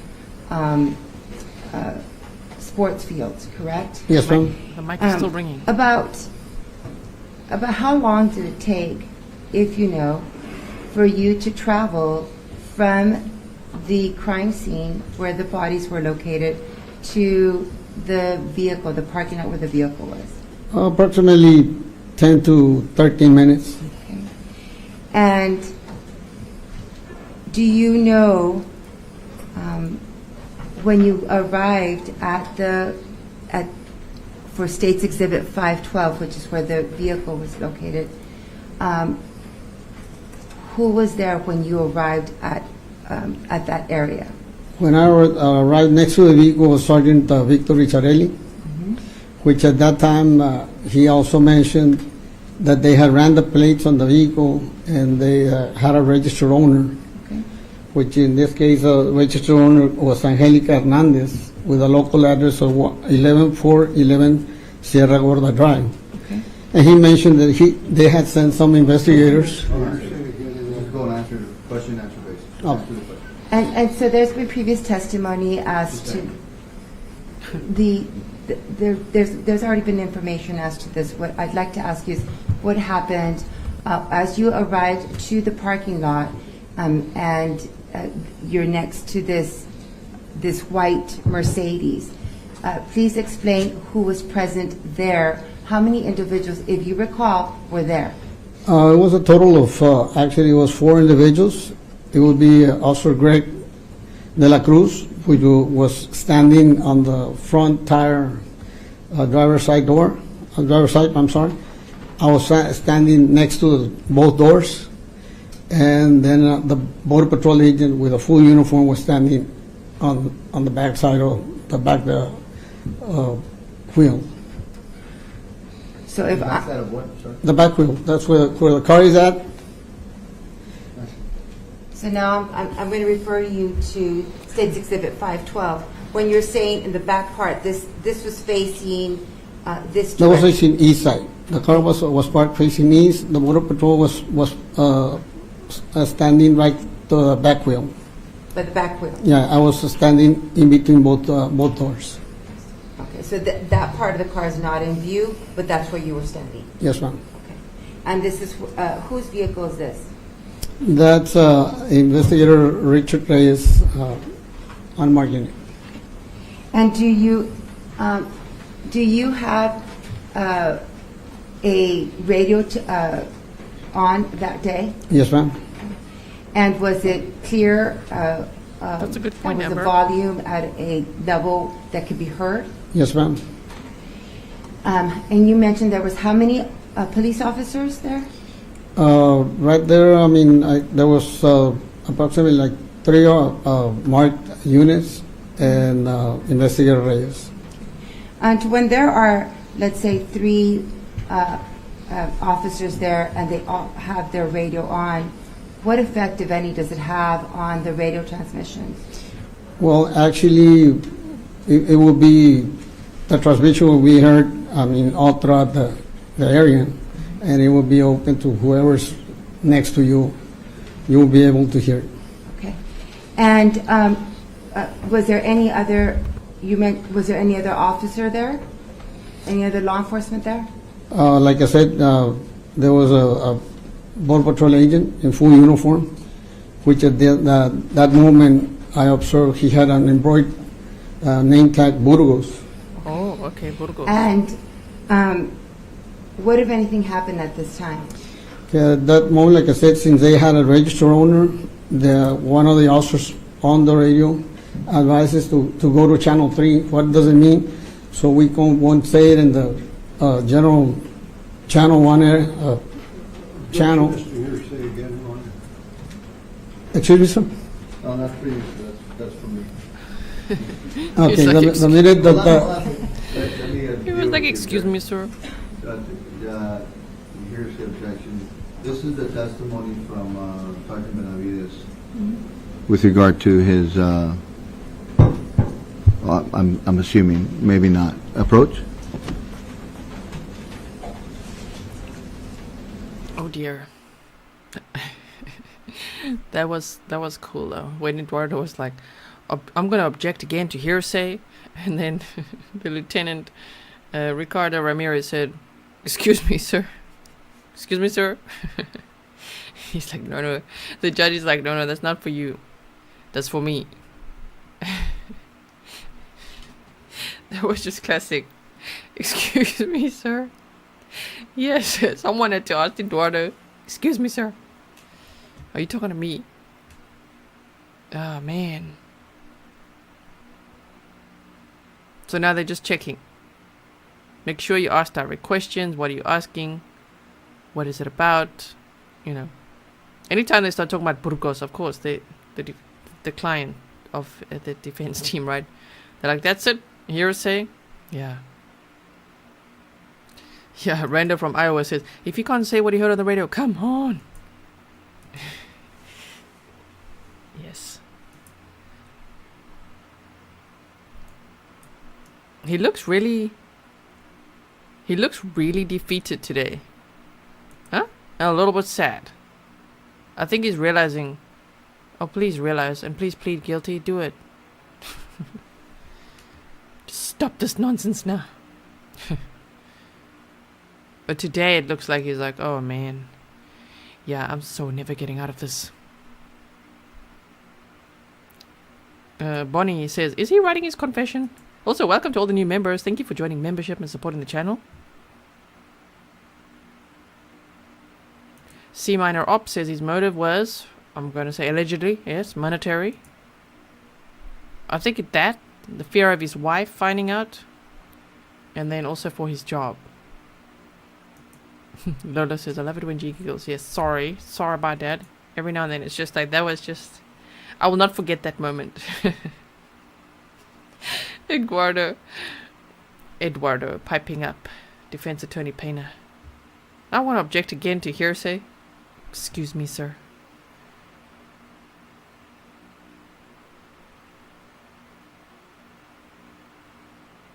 The judge is like, listen. Get your ish together, everyone.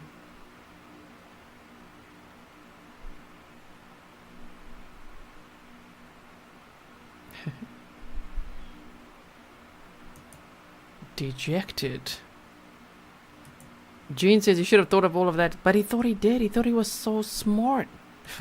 He thought of everything except the telephones. Okay, Proceed, sorry. Okay, here we go. Now, there was a radio transmission that announced something, announced the results of, I believe it was Detective Benavides that went out to the scene, Yes, ma'am. to the home. He went to the registered owner's vehicle home, and he broadcasted over radio, like I said, in Channel 3, for us to go to Channel 3. Yes. That's when he broadcasted that he was talking to the owner of the vehicle by the name of Angelica Hernandez, and that she said that she had loaned the vehicle to her sister, Grizelda Hernandez, where she was going to go meet her ex-boyfriend at the Father McNaboe Park. And she said that she was going to meet with a Border Patrol agent by the name of Antonio Burgos. Now, at that point, you said you were standing by the vehicle, Nap time again. Yes, ma'am. correct? And how far was this Border Patrol from you again? He was an arm's length Okay. away from him. And did you have any communication with him at this point? Like I said, when they gave the name Burgos, I already had seen his embroidered tag as This is our observant. Burgos. Yeah. And I turn and look at him, and I quote what he says. He mentioned to me out loud, that one out there, referring to the deceased, is not my ex. I don't even know who the owner of the car is. I have a lot of exes. Oh, my word. And Now, please explain to the ladies and gentlemen of the jury, at this point, was there several things going on at this point, or was it one conversation, one person talking, or were there several persons talking? like I mentioned, it was just the three of us. It was Wow. Greg De La Cruz, Officer Greg De La Cruz, myself, Mr. Burgos, and Victor Ricciarelli on the opposite side of the vehicle. He was Sergeant on Ricciarelli, I'm sorry. Sergeant Ricciarelli was on the opposite side On the of opposite Mercedes? side, yes, ma'am. Okay. And what, if anything, happened after that? Did you hear when Detective Raimundo Garcia responded to that radio transmission? Not that I recall. And so, what, if anything, happened after that? What did you observe? Okay, right after that, Officer Gregorio De La Cruz walks past by me and starts asking questions to Mr. Burgos. And at that moment, Investigator Rick Reyes calls him out. He calls out Mr. Burgos to identify himself. And he took him out to where his truck was at. Okay. And so, when you said he asked him to identify himself, how did he ask him to identify himself? He asked him, what's your name? And he said, Burgos. But I think it's Ronald. Okay. Yes. And that was the extent of your participation in this? Yes, ma'am. You did not get involved in speaking with Mr. Burgos after No, that? after that, like I said, he was escorted by the Officer De La Cruz to where Investigator Rick Reyes' unit was at. And I stayed behind with the vehicle. Okay, and so they got closer to this black, on Yes, State's ma'am. Exhibit 512, the black vehicle. Yes, ma'am.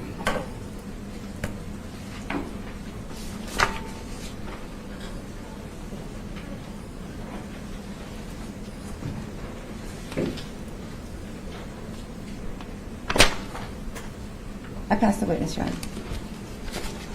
Any questions? No questions, Your Honor. Thank you. No question. Okay. You are released, sir. You can step down from the witness stand, leave my mic there, and you can go about your business, sir. Thank you. Excuse me, sir. I can't believe that Ronald Anthony Burgos-Aviles said, "Oh, that one Your out next there witness, is not my ex. I have many exes." Lizette Castillo. Wow. Officer Lizette Castillo.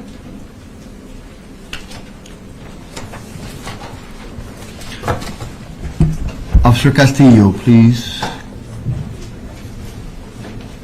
Castillo. I wonder. Okay, sir. Yes, sir.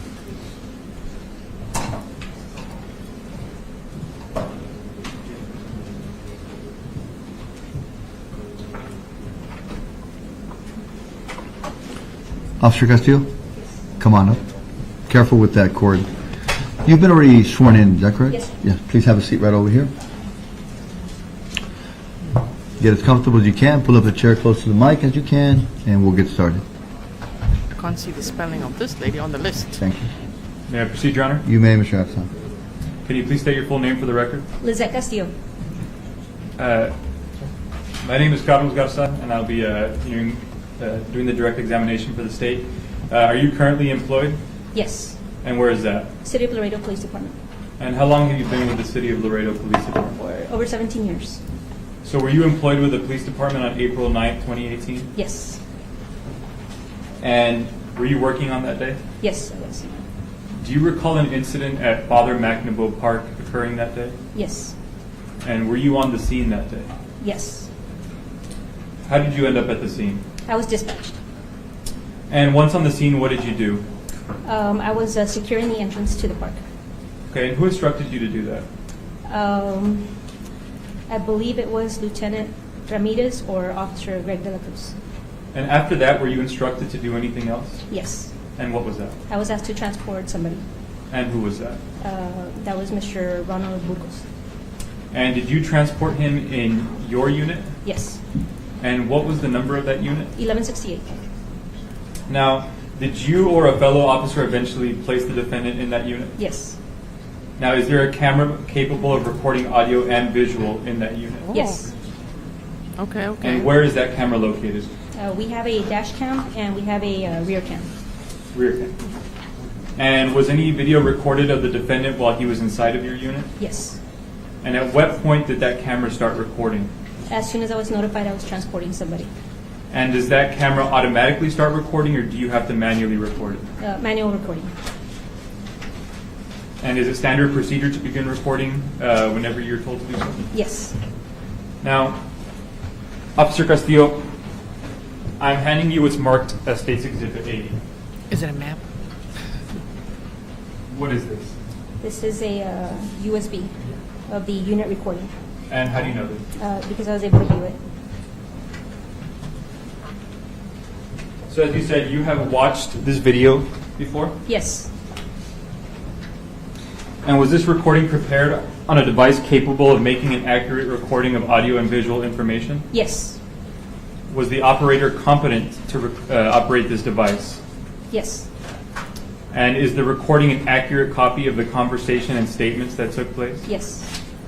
And do the images of the event contained in the recording fairly and accurately reflect the event shown in the recording? Yes. Has the recording been altered in any manner? No. Can you recognize all the voices in the recording? Yes. Now, did this video capture some of the exchange you had with the defendant? Yes. And when was the recording made? April 9th, 2018. Got arrested same day. Your Honor, I'm now tendering to defense for inspection, State's Exhibit 80. Okay, show us the State's Exhibit 80. Oh, what? And offered its evidence. Objections, Your Honor. Admitted. No further questions. And I don't then, have any questions for this witness, Your Honor. All right. You are now excused. Thank you very much. are we going to see it or what? Careful on your way down. It's probably part of the discovery. Your next witness. State of the Halls Officer Greg De La Cruz. Officer De La Cruz. Officer Greg De La Cruz. Did you get that number?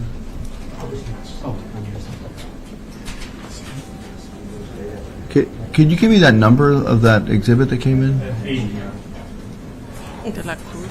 One more time? State's Exhibit 80, Your Honor. 80? Yes. 80. Thank you. Yes. Did you get that?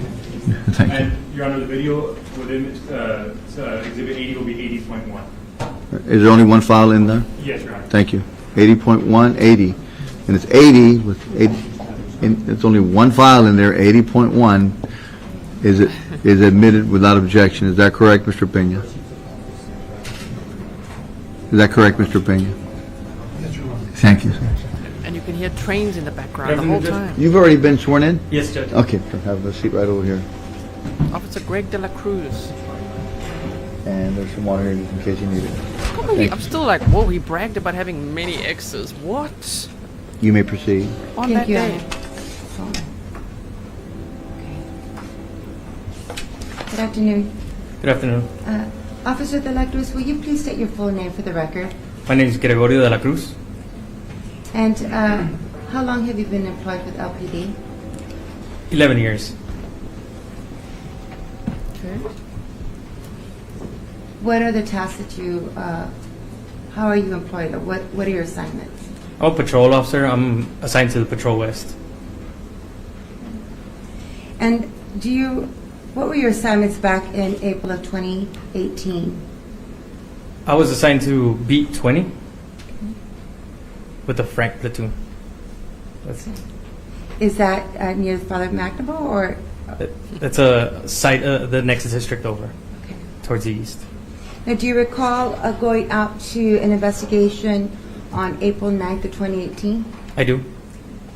And do you recall what the service call was called in as? Yes, I do. What was that? It was a call for assistance by Border Patrol that they found a dead body. Do you know approximately what time you arrived? I don't recall. Eduardo's gonna get him on that. Which area where did you park your vehicle when you arrived there? I parked at the intersection of Bristol and Allen. And so you walked from Bristol and Allen over to the area where did you meet other officers there?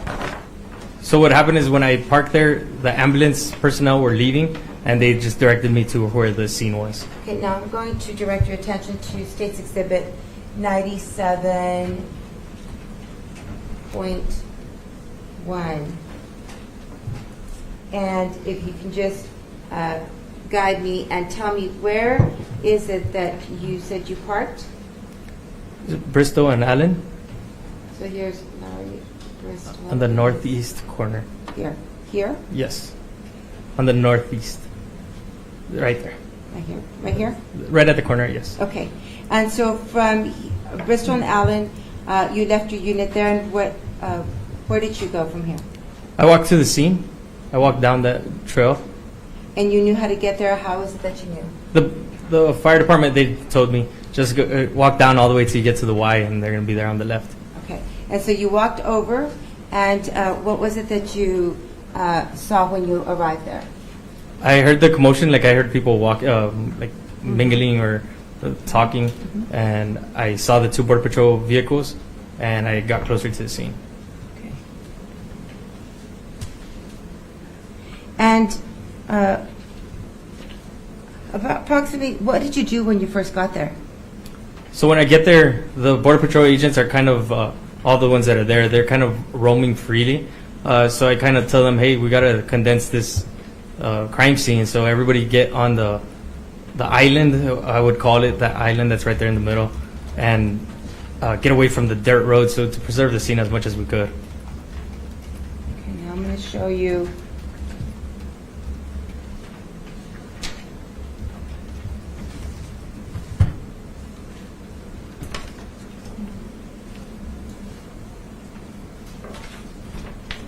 State's Exhibit 513, and you arrived by these, you saw these two units? Correct. Okay, so this was the area that you were in? That's the island, correct. Okay. And did you begin, was it already secured when you got there? They were working on securing it. The Border Patrol agents, I believe they had given them voluntary statements to start filling out. But they were doing that by the trucks. So I told them, hey, let's just stay off the dirt so we don't disturb any of the scene. And let's do it right here by the island that was there, the brushy area. And so you mentioned how many units were there and how many Border Patrol. How about LPD presence? How much LPD presence was there at this time? There was several. There was already detectives on scene too. Okay. And what did you, after you secured the scene or after you asked the BP agents to, I guess, stay behind a certain area, what else did you do, if anything?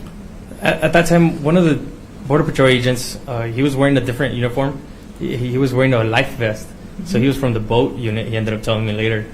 He's like, hey, there's some tracks that I want you to see. Can I show them to you? And so I told him, yeah, show me. Let's see what you're talking about. Okay. And so that led you away from this area? Correct. And once you left this area, Oh my word, yes. did you do anything, other tasks while you were at this little area where the original scene that you walked up on? From just seeing the scene and securing it, as directing the Border Patrol agents, not securing it, but directing the Border Patrol agents off of the scene. I was able to see the body. That's the only thing that I saw. Okay. And then did you make your way over to any other area of the Father McNaboe complex? Yes, so we did. He went to go show me the tracks that he was talking about. So we made it to the first track, and we followed the track all the way to we couldn't see it anymore. Okay. And where did this lead you to? Which area? I'm going to show you, I guess, let me show you Gene this, said the no map one else again. was throwing shoes around, exactly. That's State's Exhibit 97.1. And so you were initially in this area, Correct. and then you, and this, you said boat, like boat, Border Patrol agent? He was I would call him on my report. I call him a boat guy. He was Okay. from the boat unit. And which area did you go? Did you walk this way? We actually walked west and north towards the soccer field, but through that dirt road that's there. So you went. Correct. So you went up this Correct. way. Correct. There's another little curve. Yes. Another little trail. Yes. It was a dirt path. Okay. And then where did you end up? We end up at the soccer fields on that clear area that's right. Yes. Okay. We ended up there. Okay. So then once you're there, do you go back to the scene? No, did not. And once you were there, did you meet up with anybody else? Did you have any contact with anyone else? Yes, when we were there, Lieutenant Ramirez, he showed up, and that's who I talked to him. I showed him the tracks, the trails where we last saw him. We saw him behind the goalpost.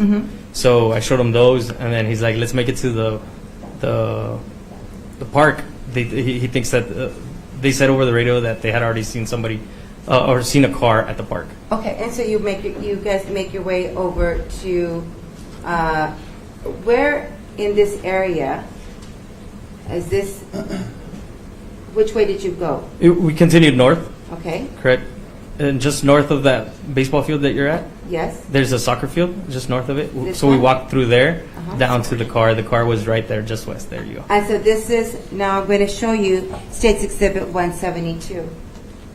Oh, no, this is right. 511. It is a better view.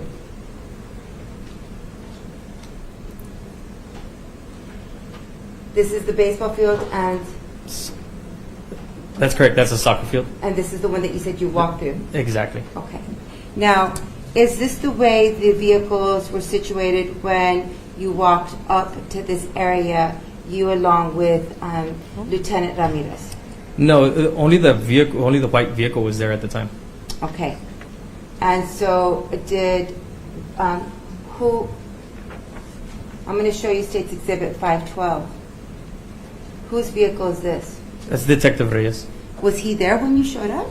He showed up just almost at the same time or a little bit after. Okay, so explain to me, to the ladies and gentlemen of the jury, what happened when, so you show up here to this area, this parking lot area. Yes. You see the Mercedes. Correct. Who else was present?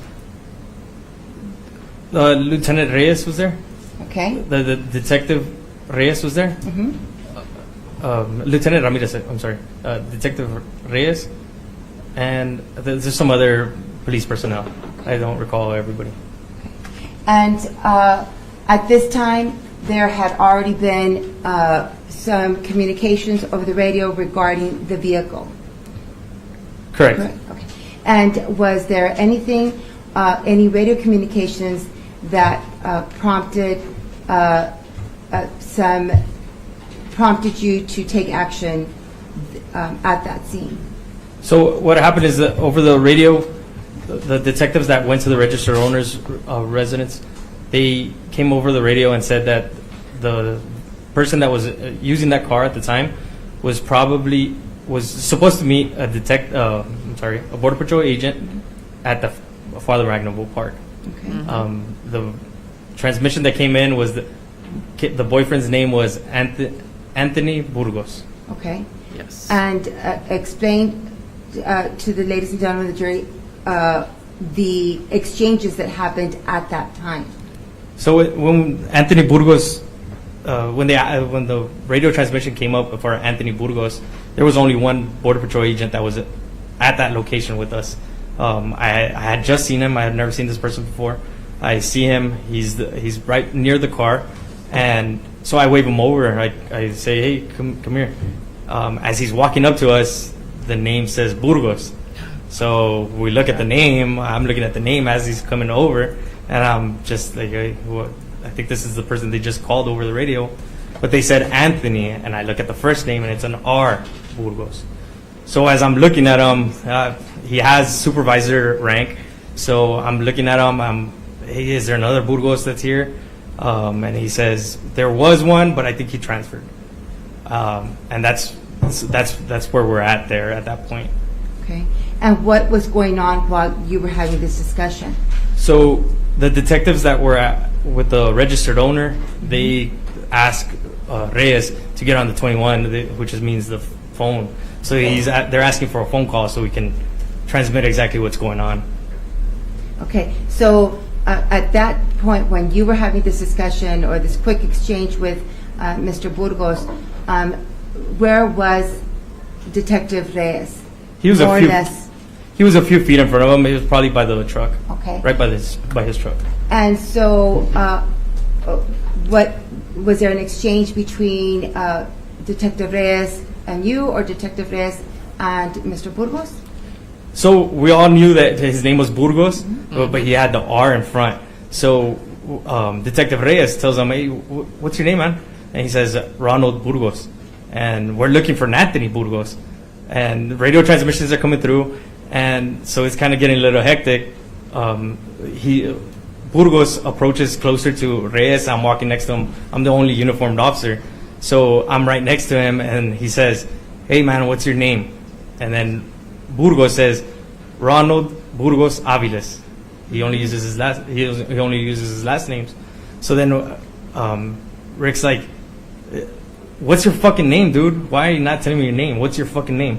And he says, "My name's Ronald Burgos-Aviles." And he says, You're not telling me your name. Do you have an ID or something?" And he's like, "No, I don't have an ID." And where were you when this was happening? How far were you from Mr. Burgos? I was within arm's reach. So as actually it's happening, Burgos, he reaches down towards his belt. He's actually wearing a gun, which is why we're in high alert. So he reaches down towards his gun, and I just grab his arm, and I tell him, "Hey, dude, just calm down." So as I push his arm, he's like, "Hey, I don't want any problems." And he looks at me. I'm the only one with the gun that he can see. So he says, "Hey, I don't want problems." He puts his hands up just like this, and then he puts his hands like this, like he's motioning, "I'm going to take off my gun for you." Like he's giving us the presence that he's going to take off his gun. He doesn't want to be a threat. So he reaches down, he unbuckles his belt, his duty belt, and at this point I'm already grabbing it from the back just in case something happens. So as I'm grabbing it, he drops his belt, and it just falls to my hand, and I just grab it and I pull it off of him. That escalated quickly. Okay. And so I guess the weight of the belt, that's why it fell into your hand. It just fell into my hand. I was already grabbing it, but I just had control of it, so I just pulled it right off. Okay. And what did you do with this belt? So the belt, I actually secured it. I put it in the back of Detective Reyes' vehicle. Okay. And did you at that point at any point, did you ask for a unit to be brought over? Yes. Okay. As time went on, I asked for another unit to make it out. Who was the driver of that unit? Officer Lizette Castillo. And when you had him there, was the unit was not there when this initially happened? Correct. It was not. Did you or did Detective Reyes secure him or check to see if he had any weapons, or what did you do? Yes. So once I took the belt off, I put it behind his unit, and then I patted him down as the unit approached us. So I patted him down. I located a phone on him and a driver's license in his shirt pocket. Ooh, and then he was busted. So, and what did you do with those two items?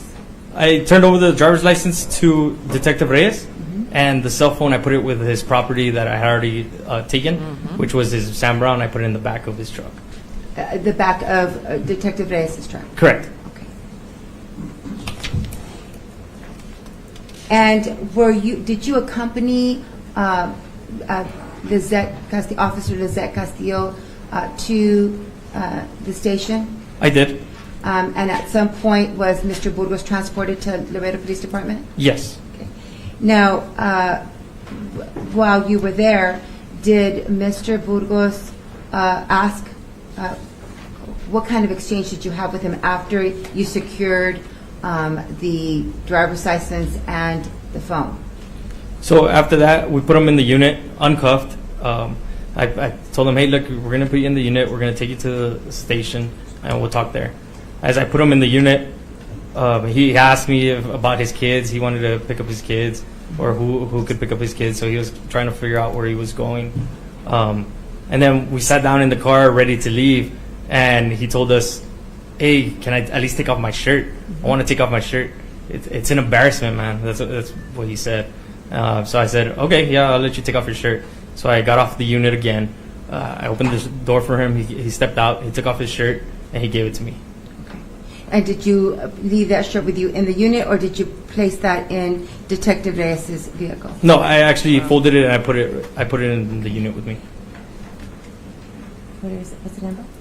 See, he worries about Yeah, his at image. this time, the state would like to publish State's Exhibit 80, which is the dash cam. Yes, we want to see the dash cam. Okay.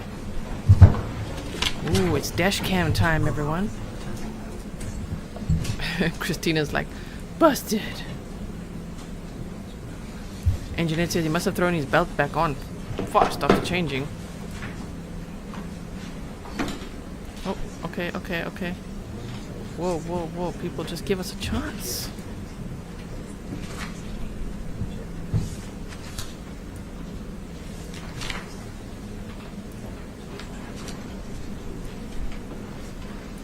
Hope there's audio on it, is there?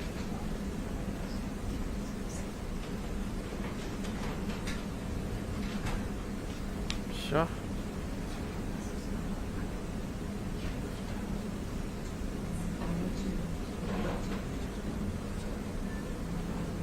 I can't hear audio on this file though, but we can see.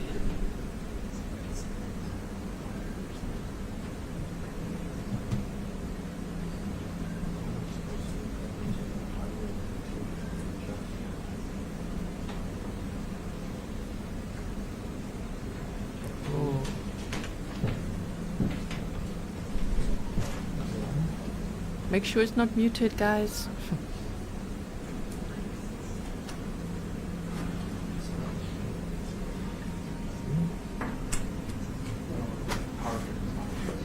Audio is not playing there.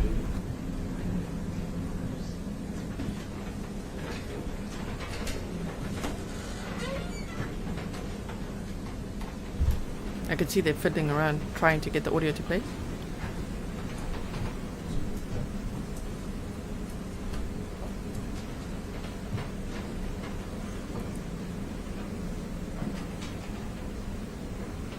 Yeah, that's the defendant. There we go.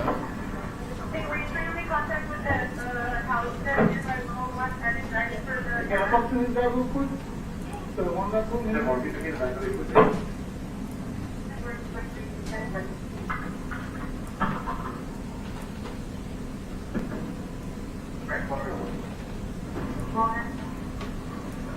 with this guy.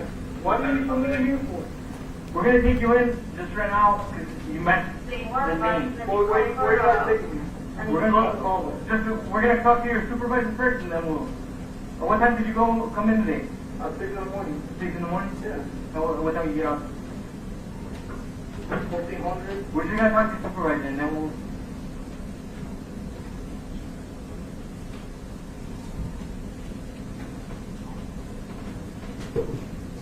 Hey, let me talk to him over there. The investigator? Yeah.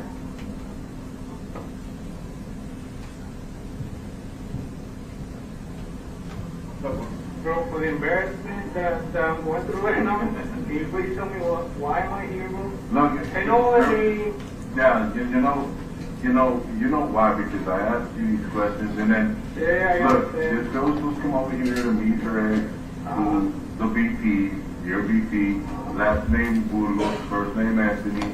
Okay. I asked you your name.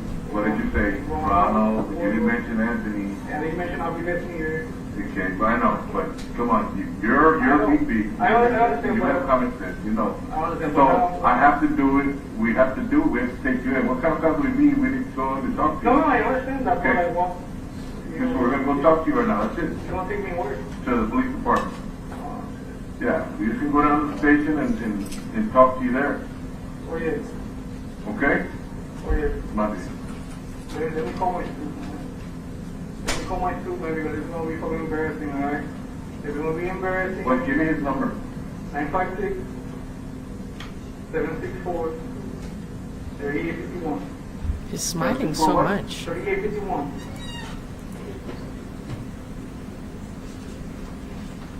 What's his name? Luis Uribe. You can put him on speaker. Luis what? Uribe. Were you riding by yourself or were you riding with somebody? Well, I was by myself.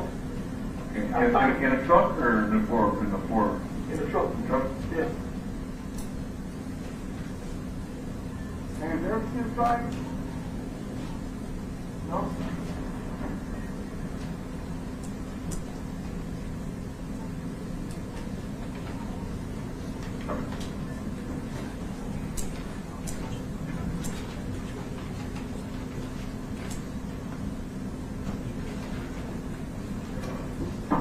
I'm sorry, brother. 764-351-3851, yes.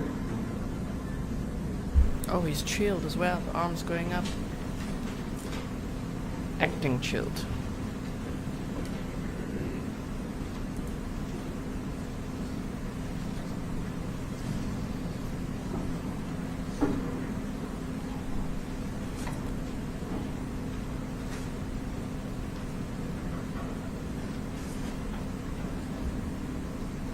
Yeah, he's licking his arm. Licking. Like they said.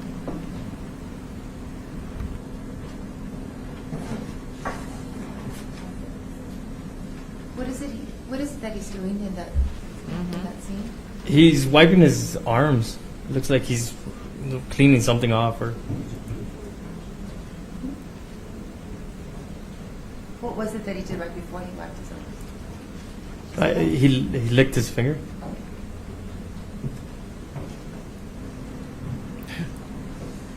It's kind of like, why?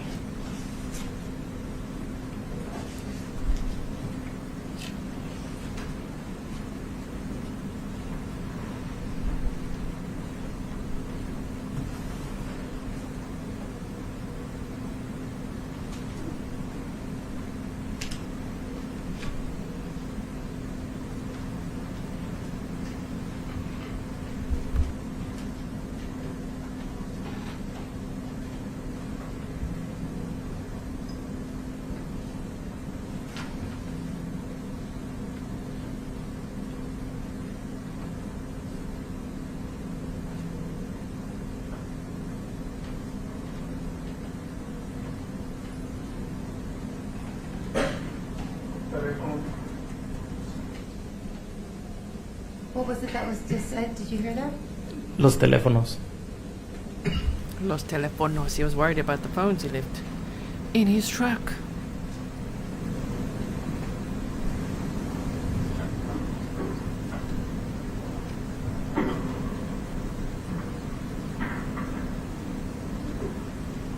los teléfonos. Hey, brother, what's your other last name?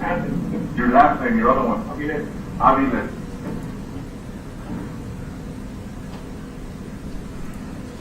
Yes. Yeah, we got him here in the unit already.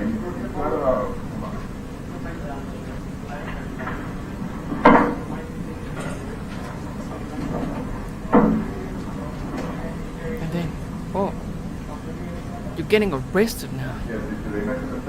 Is that you by the door? I'm the one penning him down. That's Officer Lizette Castillo.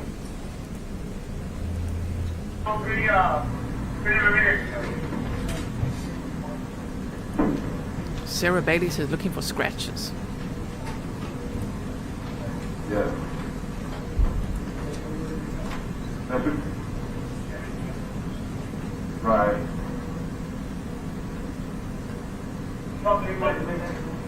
The one from school.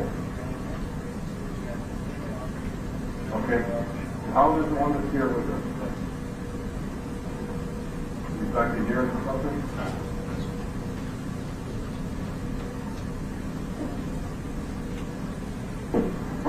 Ronald. You got it first? Nice. Hey. Okay.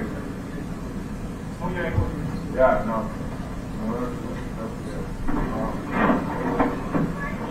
Yep.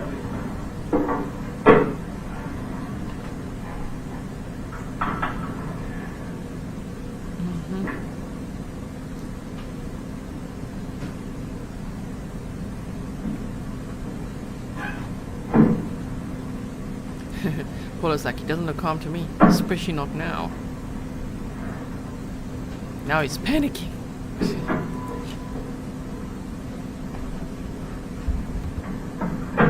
going somewhere? Yes, we're going to the station. I thought we were going to go to the lady, so she can ID me or whatever. Now, had you heard Detective Reyes when he advised him that he was going to the station? Yes. Had you heard Detective Reyes say that he was going to go see some lady? No.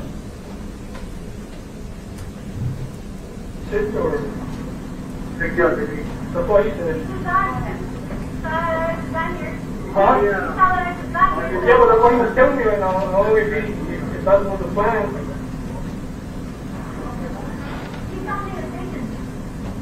You mind if I ask him a question? You guys really want to play cards? Can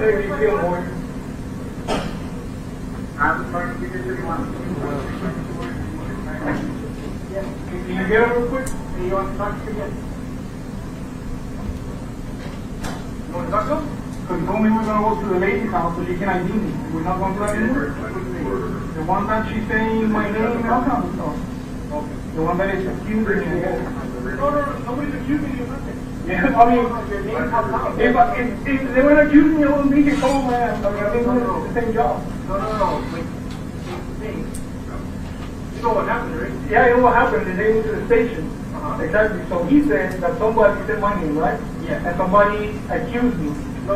Not accused you. That's why they put me. Nobody knows. Only officers know at this point. So I told my ass, I wanted to know if that's where we're going. We're going to the straight. So we're going to go to the first.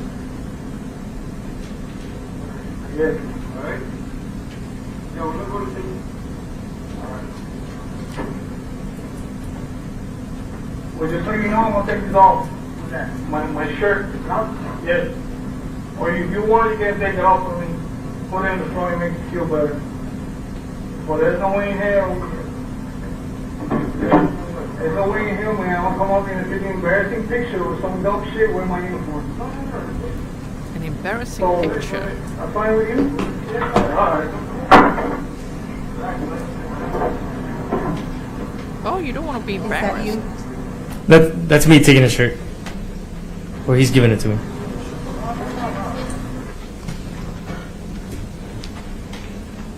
Wow.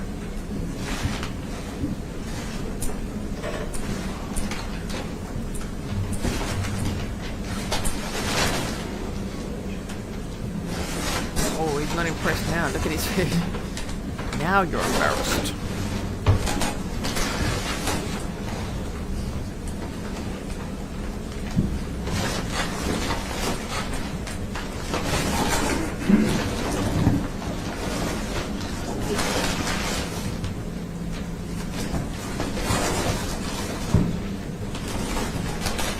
What are we looking for here?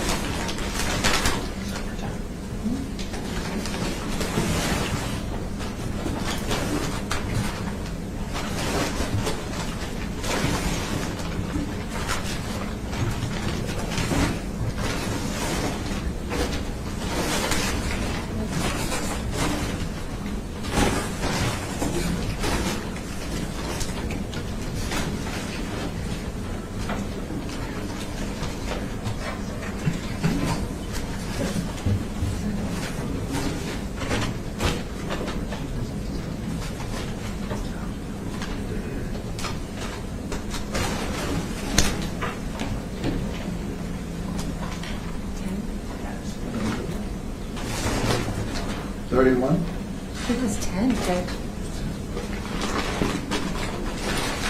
10? Yes. What are we getting now? We're waiting to see what are they unpacking. That video was about 26 minutes long, and we've seen about 7.5 minutes.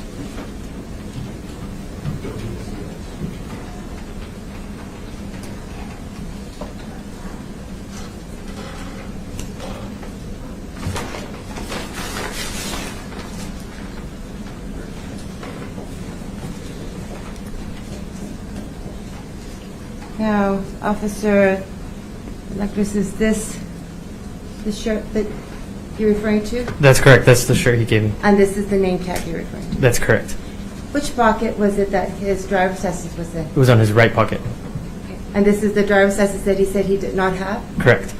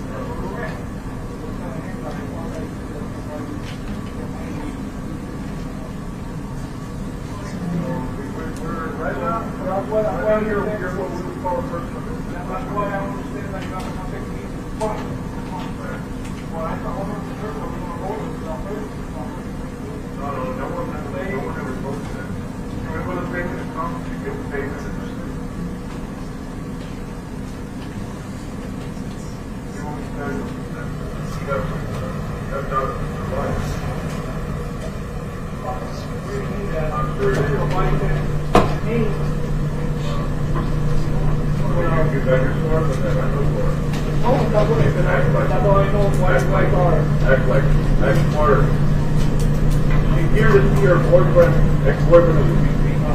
Last name Burgos. This is what you guys got that from.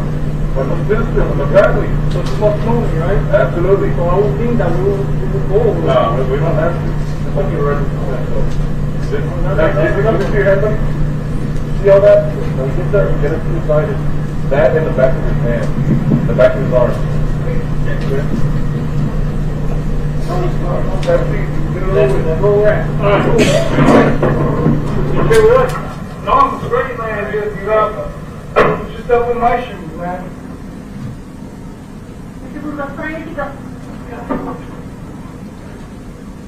Oh, wow. Always flipping the script. Playing the victim. Put yourself in my shoes, man.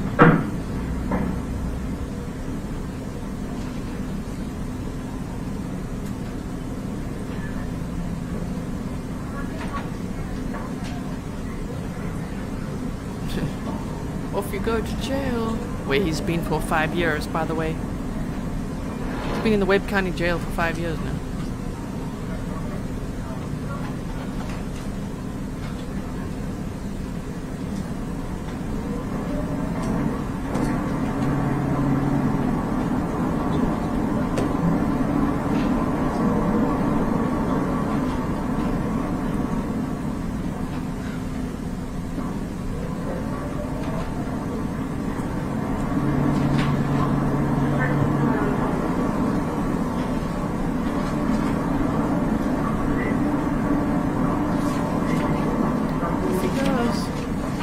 is 13 minutes out of 26. Halfway through the video.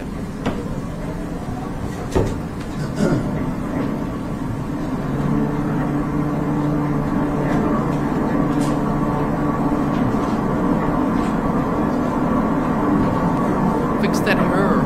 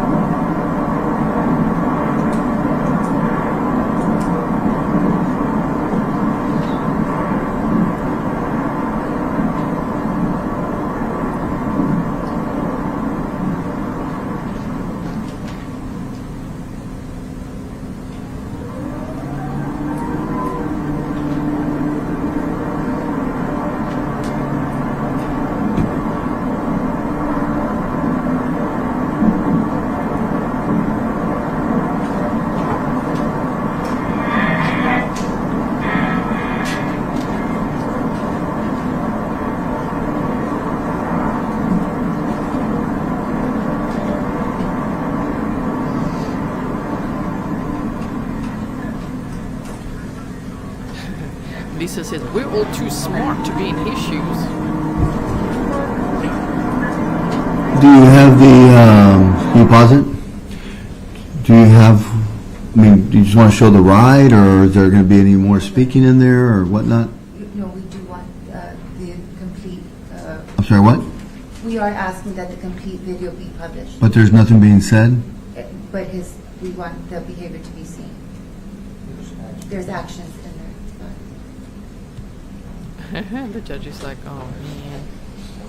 It's how many minutes? It's 13 more All right. minutes. There's 12 more minutes, Ron. Yes. I know. He's like, I know. Go ahead. 12 more minutes, you guys.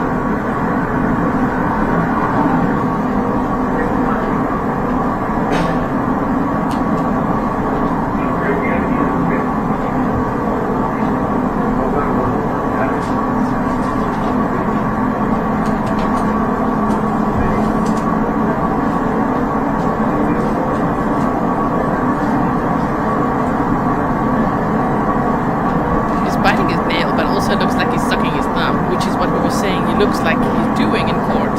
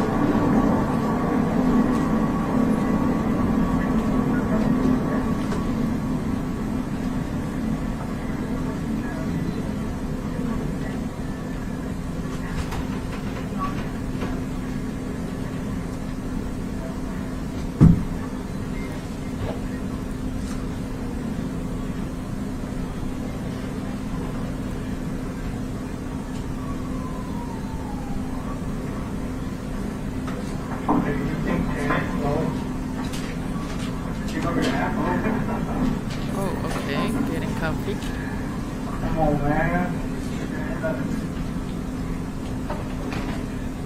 Oh yeah, he could have just told me straight up, man, instead of making me go forward. Embarrassing, big ordeal.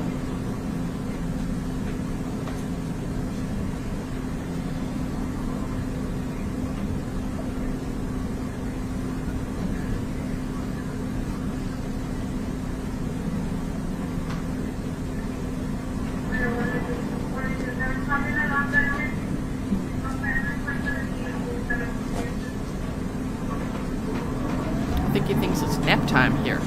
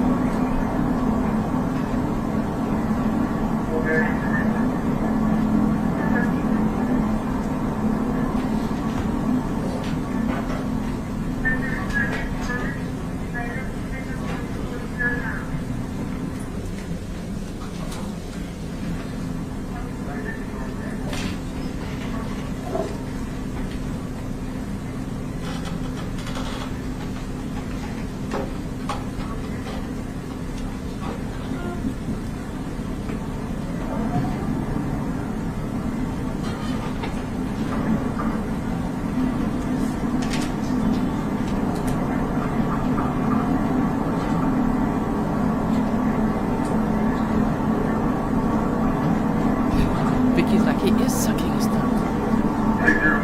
We knew it.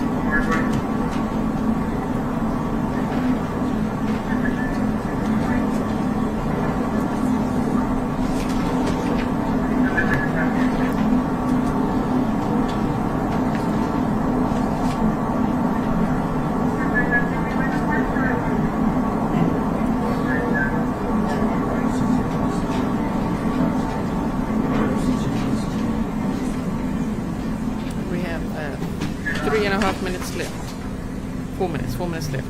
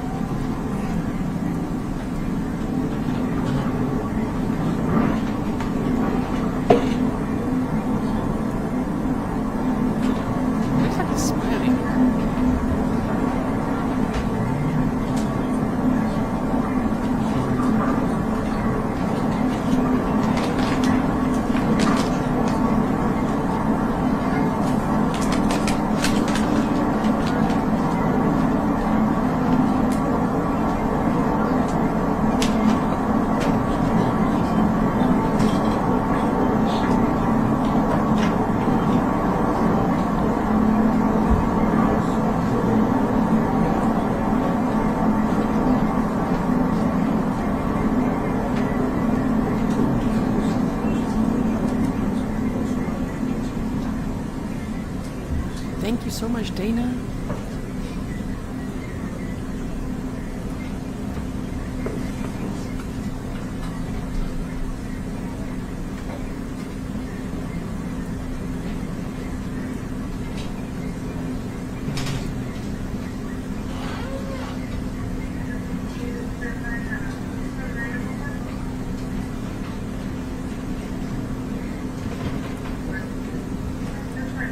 As well.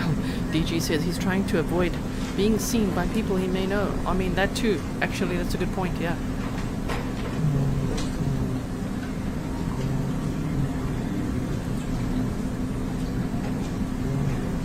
There is another minute left of this.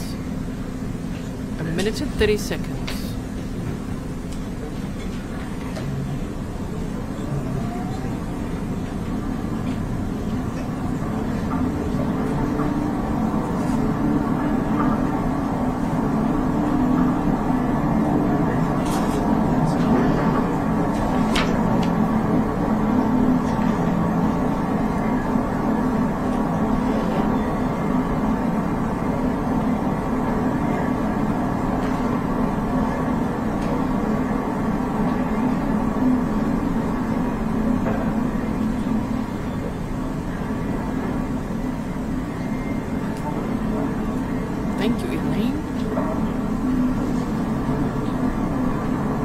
Definitely prone to biting his thumb, sucking his thumb, and biting his nails. Sure. The anxiety has hit.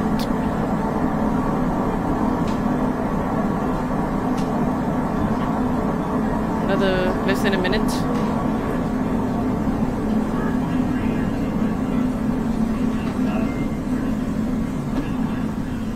I was just gonna say, look at this traffic. I'm like, and slow down. Okay. What else do we see?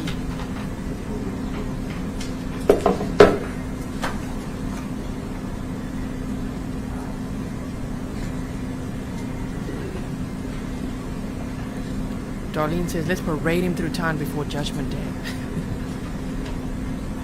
Thank you, Darlene.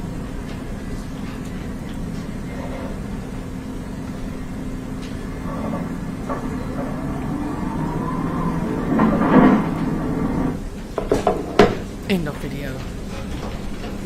Now, Officer De La Cruz, when you arrived to Laredo Police Department, did anything happen when you were transporting you from the unit into LPD? Yes, so we parked in the Sally Port. I got off, I was a riding passenger, so I got off the vehicle and I opened the door for him. I tell him to step out. He steps out and he immediately turns around and puts his hands behind his back. And I asked him, "What are you doing, man?" And he's like, "Well, I know the drill, I know the deal." And I was like, "You're not under arrest, or you're just being detained. You just gotta clear your name." That's exactly what I told him. And so, from where did he go? From the Sally Port, where did he move from there? I took him upstairs to the Capers Division interview room, number 2, I believe. After that, did you have any other communications with him? I did speak with him. I asked him if he wanted a water. I brought him a water. And then he asked me if he could make arrangements for his children to get picked up. But it was minimal, but that was the extent of your conversation. That was it. Now, before I pass the witness, I would like to ask or clarify something. Earlier, while you were at the scene, you mentioned that this boat guy directed you to some tracks. Were you talking about stroller tracks or footprints? So there was a stroller. There was a stroller markings. They're all the way down the track, and then there was foot markings also. Okay. And how many units or how many agents, federal agents or police officers were there at the scene at this time? There was a lot. Yes. The L train. So it's possible that these tracks may have been from any one of those officers? Correct. I pass the witness, Ron. Eduardo? Good afternoon, Officer De La Cruz. I knew it. Good afternoon, sir. How are you doing? How are you doing? Officer De La Cruz, when you arrived at the crime scene, you were concerned about preserving the integrity of the crime scene, correct? Correct. And that was because there were approximately 30 police officers, about 4 Border Patrol agents, and several EMTs at the scene, correct? There were several people, correct? And there was also a helicopter hovering overhead? I don't recall a helicopter. You don't recall that? But it's fair to say that the crime scene was fairly chaotic when you arrived?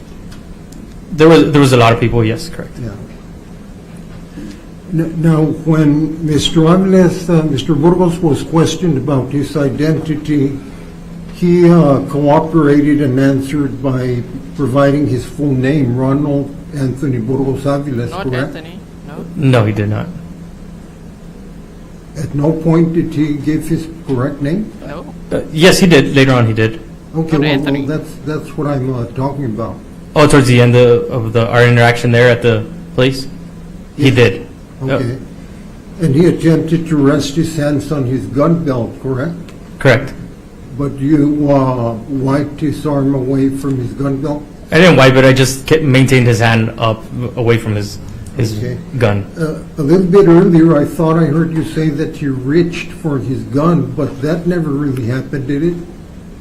I said that he reached for his gun. Is that what your question? Yeah. No, I did not. I said he put his hand down towards his gun. Okay, I'm sorry, I misunderstood. You did not interpret that as a threatening gesture, correct? No, I made sure it didn't get to that point. Right. So he was generally cooperative when he realized that he was going to be detained, isn't that correct? He cooperated to an extent. And at one point, he requested to be allowed to remove his Border Patrol shirt because he was embarrassed for anyone to see a Border Patrol agent being detained in a police car, correct? Yes, he was really concentrating on that. He wanted to make sure that nobody knew that he was a Border Patrol agent. And you assisted him in removing his shirt, didn't you? Well, he took it off. He just handed it to me. You were standing close to him? I was right there. You didn't see any blood on his arms or his hands or his shirt or anywhere on him? The detective pointed it out. Pointed what out? That he had some markings. He said, I don't know if you saw it on the video. He says that he tells him, look at his elbow and his hands. Make sure the CSI, he tells me, make sure you tell the CSI that. He's informing me to make sure that I let somebody else know that they could take pictures of that. That was in the video. You could see it. So you're saying he had blood on his arm? No, he had some scratch or some kind of marking. My question, sir, was whether there was any blood on him that you saw. That was my question. That's what the detective pointed out. That's what I'm saying. He pointed out blood? He said that he had markings. Again, sir, my question is, did you see any blood on him? Just what he pointed out. I didn't see blood. I saw markings. A marking, okay. So to answer my question, you did not see any blood on Mr. Burgos' arms? Just the markings that were pointed out by the detective. Okay, He's not getting anywhere with him. And when Mr. Burgos is seen wiping his face in the car, that was because he was crying and wiping away the tears. Isn't that correct? Objection, Your Honor, cause for speculation. Yes. Overruled. That's your question. Can you ask that one more time? Yes, you saw the video that was just played, right? Correct. And in parts of it, Mr. Burgos is seen wiping his face, He was wiping his face. probably because he was crying, correct? Objection, Your Honor, cause for speculation. Overruled. Crying. I never heard him crying. No, I did not. Okay. Oh, please. Now, He was just at crying. the point where Mr. Burgos mumbled teléfonos, just a moment earlier, he had requested a telephone so that he could call his supervisor. Isn't that correct? He asked the detective if he could call his supervisor. And that was right, shortly before he is seen and heard whispering teléfono. He says teléfonos, and it was after. Correct. Okay. Mr. Boggs looking like, oh man, we're getting nowhere. Oh man. I'll pass a witness. Anything else? Yes, Your Honor.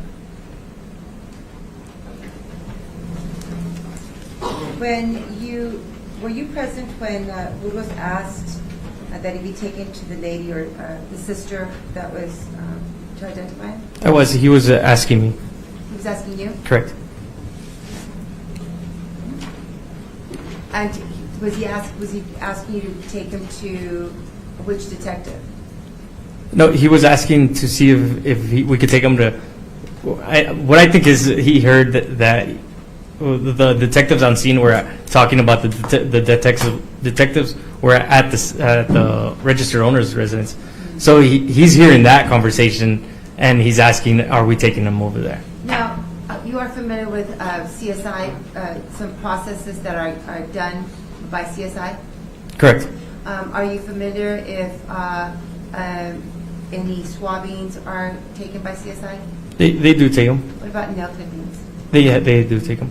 Did you observe Mr. Burgos' behavior in the unit? I did. Did you see him doing anything to his nails? He was biting on his nails. And when you removed, or when you were behind him at the scene where the Mercedes was, and you said the weight of his utility belt, or what is it also called, the Sam Brown? Is it Sam Brown or duty belt? Is that typical for it to fall down when they unsnap that? No, it's not. Why not? See, it usually has a retention device, either a belt keeper or Velcro that it stays onto the inner belt. Were there any bell keepers? No, there's not. I have no further questions, Your Honor. Nothing further, no. Officer, thank you, sir. Thanks, Judge. We're dismissed and we go about the business. Thank you. Have a good one. Thank you, sir. Shame, he's such a nice witness. Officer Greg De La Cruz. I like Approach, how he please. holds his ground. Counsel. The judge is like, approach. Come here, you lot. Now. He's probably like, why did we have to watch the other 13 minutes of that whole video? Oh man. This trial is so hectic. Thank you so much for being here as we watch this trial together. Man, what a video. Seeing him like licking his hands and wiping his arms, and yes, he's got red ink tattoos as well, so that's also difficult to then see marks and things. It's quite scary how he says, oh, that one out there isn't my ex, I have many exes. I mean, that it does make one wonder, well, damn, bro, if you talk like that, what have you ever done, what else have you ever done in your life, right? I've got many exes. And it's all about his image. Just, this is gonna be embarrassing, can I take my shirt off? And just everything he does is for his image, right? CC says, crying because he got caught. If you're wondering where the sound is at, the sound is not on in the court right now. Let's see what else they decide for today. What's the time in Texas? The time in Texas right now is 5:36 p.m. And in the Netherlands, it's almost 1 in the morning again. So we're not going to start with another witness today. Right now, not today. The judge is like, we're done. Big sigh. So, and then tomorrow we have to take on something. Yes. And we have to, I do it tonight if I could, but I can't because the person is not here yet. They're scheduled to be here tomorrow morning at 9. So as a result of that, I have to, y'all gonna have to come in a little bit later. Okay. So maybe if y'all can get here at 10:15, no later than 10:30. So, but later. Okay. I am going to push so that we can finish by that time. Okay? So that means that there probably will not be anything for you to eat here in the morning. In fact, there will not be anything for you to eat here in the morning. So, other than that, remember that I still have not given you the case. We're far from that. Remember my instructions in its entirety. If you need to refresh your memory, please review them. You have a copy of them. No later than 10. We want to start at 10:30, so get here no later than 10:30. Hopefully 10:15, 10:20, whatever. No later than 10:30. Seated, ready to go. Okay. All right. because they're going to have like a little hearing before You're the excused time. for the evening. Have a good evening. I can't even remember what the hearing is about, but it's something to do with Eduardo. Something they're bringing up. I can't remember what it is. I'll have to rewatch my own replay after I do timestamps. The judge, we can still hear you. Please stay here, you guys. We're going to look at the Delphi documents now. Not all of them, trust me. There's like, I think there's over 100 documents, but the most important one. We'll quickly look at that together, okay? No, we're depend like we did yesterday, 5:36. I'm not. I have kids too, so.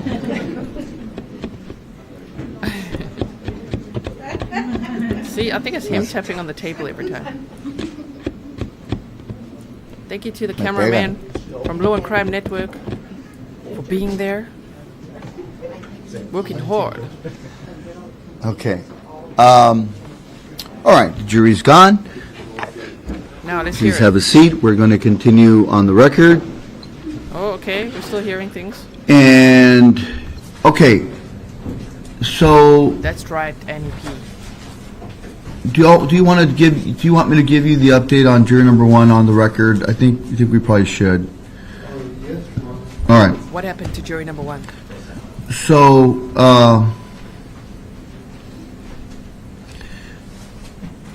juror number 1's situation continues exactly the same as reported to you, I guess on Monday.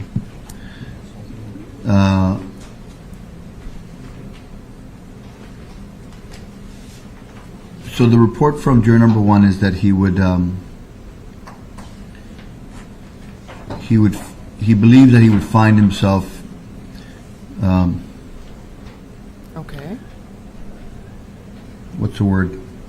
That his situation at home as a result of that surgery that's scheduled for his family member would inhibit him from doing his duty as instructed by this court, and as a result of that, because the surgery is not it's a serious surgery. Okay. So as a result of that, he believed that if the surgery does take place on Friday, that he would not be able to perform his duties as instructed, and as a result of that would ask to be discharged because he would be unable to act. We understand. And to perform his duties as he swore to. So that's where he was at on Monday.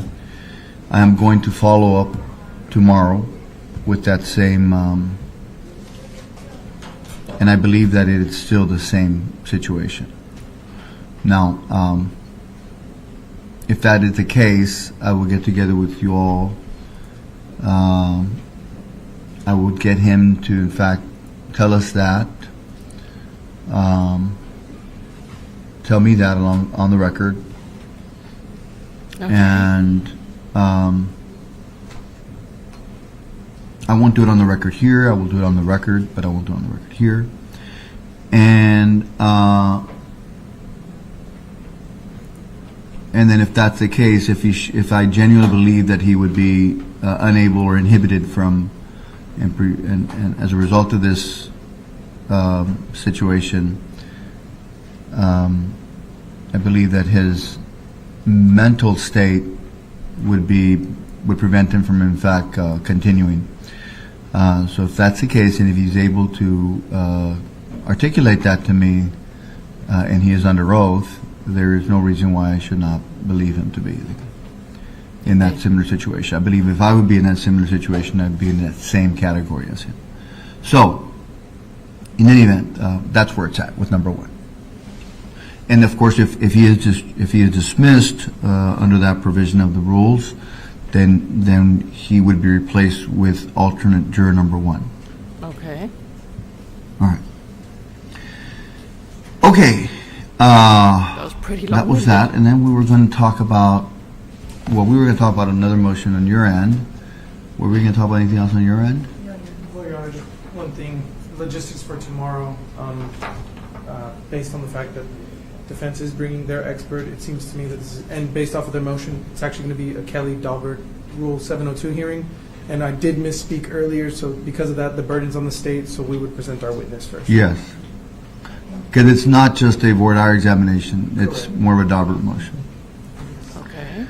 So you'd present, make sure, obviously, he, you know, the three major categories, relevance, reliability, and qualifications, and then, depending on that, Daubert motion. We already talked about that earlier. he'd be subject to cross-examination, and then they'd be able to bring in a witness to try and convince me otherwise, so, all right. Yes, thank you to the mods. And we only have because it is during the trial, I'm going to stick to the heart of the matter on these things, so I expect you all to do the same. Yes, anything else? I believe we had asked for if the court could issue, create a Zoom link for their expert. I have one already, Okay, we'll just. so I'll give you the information for it. The other thing I was going to ask you is if, do we need an interpreter tomorrow for any of the witnesses that are on deck? Yeah. All right. Okay. So we're good with that, Alma. Okay? So court's Alma will give you a little later the Zoom tomorrow. ID. It does not have a password. Good, I was going to say. Don't let that leak. And all we need is for them to connect to we normally have been over the course of the last 3.5 where you years. going? So, and we're sort of used to doing that, right? So Stay it doesn't, here. you know, we do that as We're quickly going to look at that new without a Delphi problem, doc. without a hitch. Okay. If that's nothing further, then I think we'll call it a night. Have a good evening, everybody. So, I will see you tomorrow. Stay safe. Sleep tight. Whatever time it is for you. It's almost 2 in the morning for me.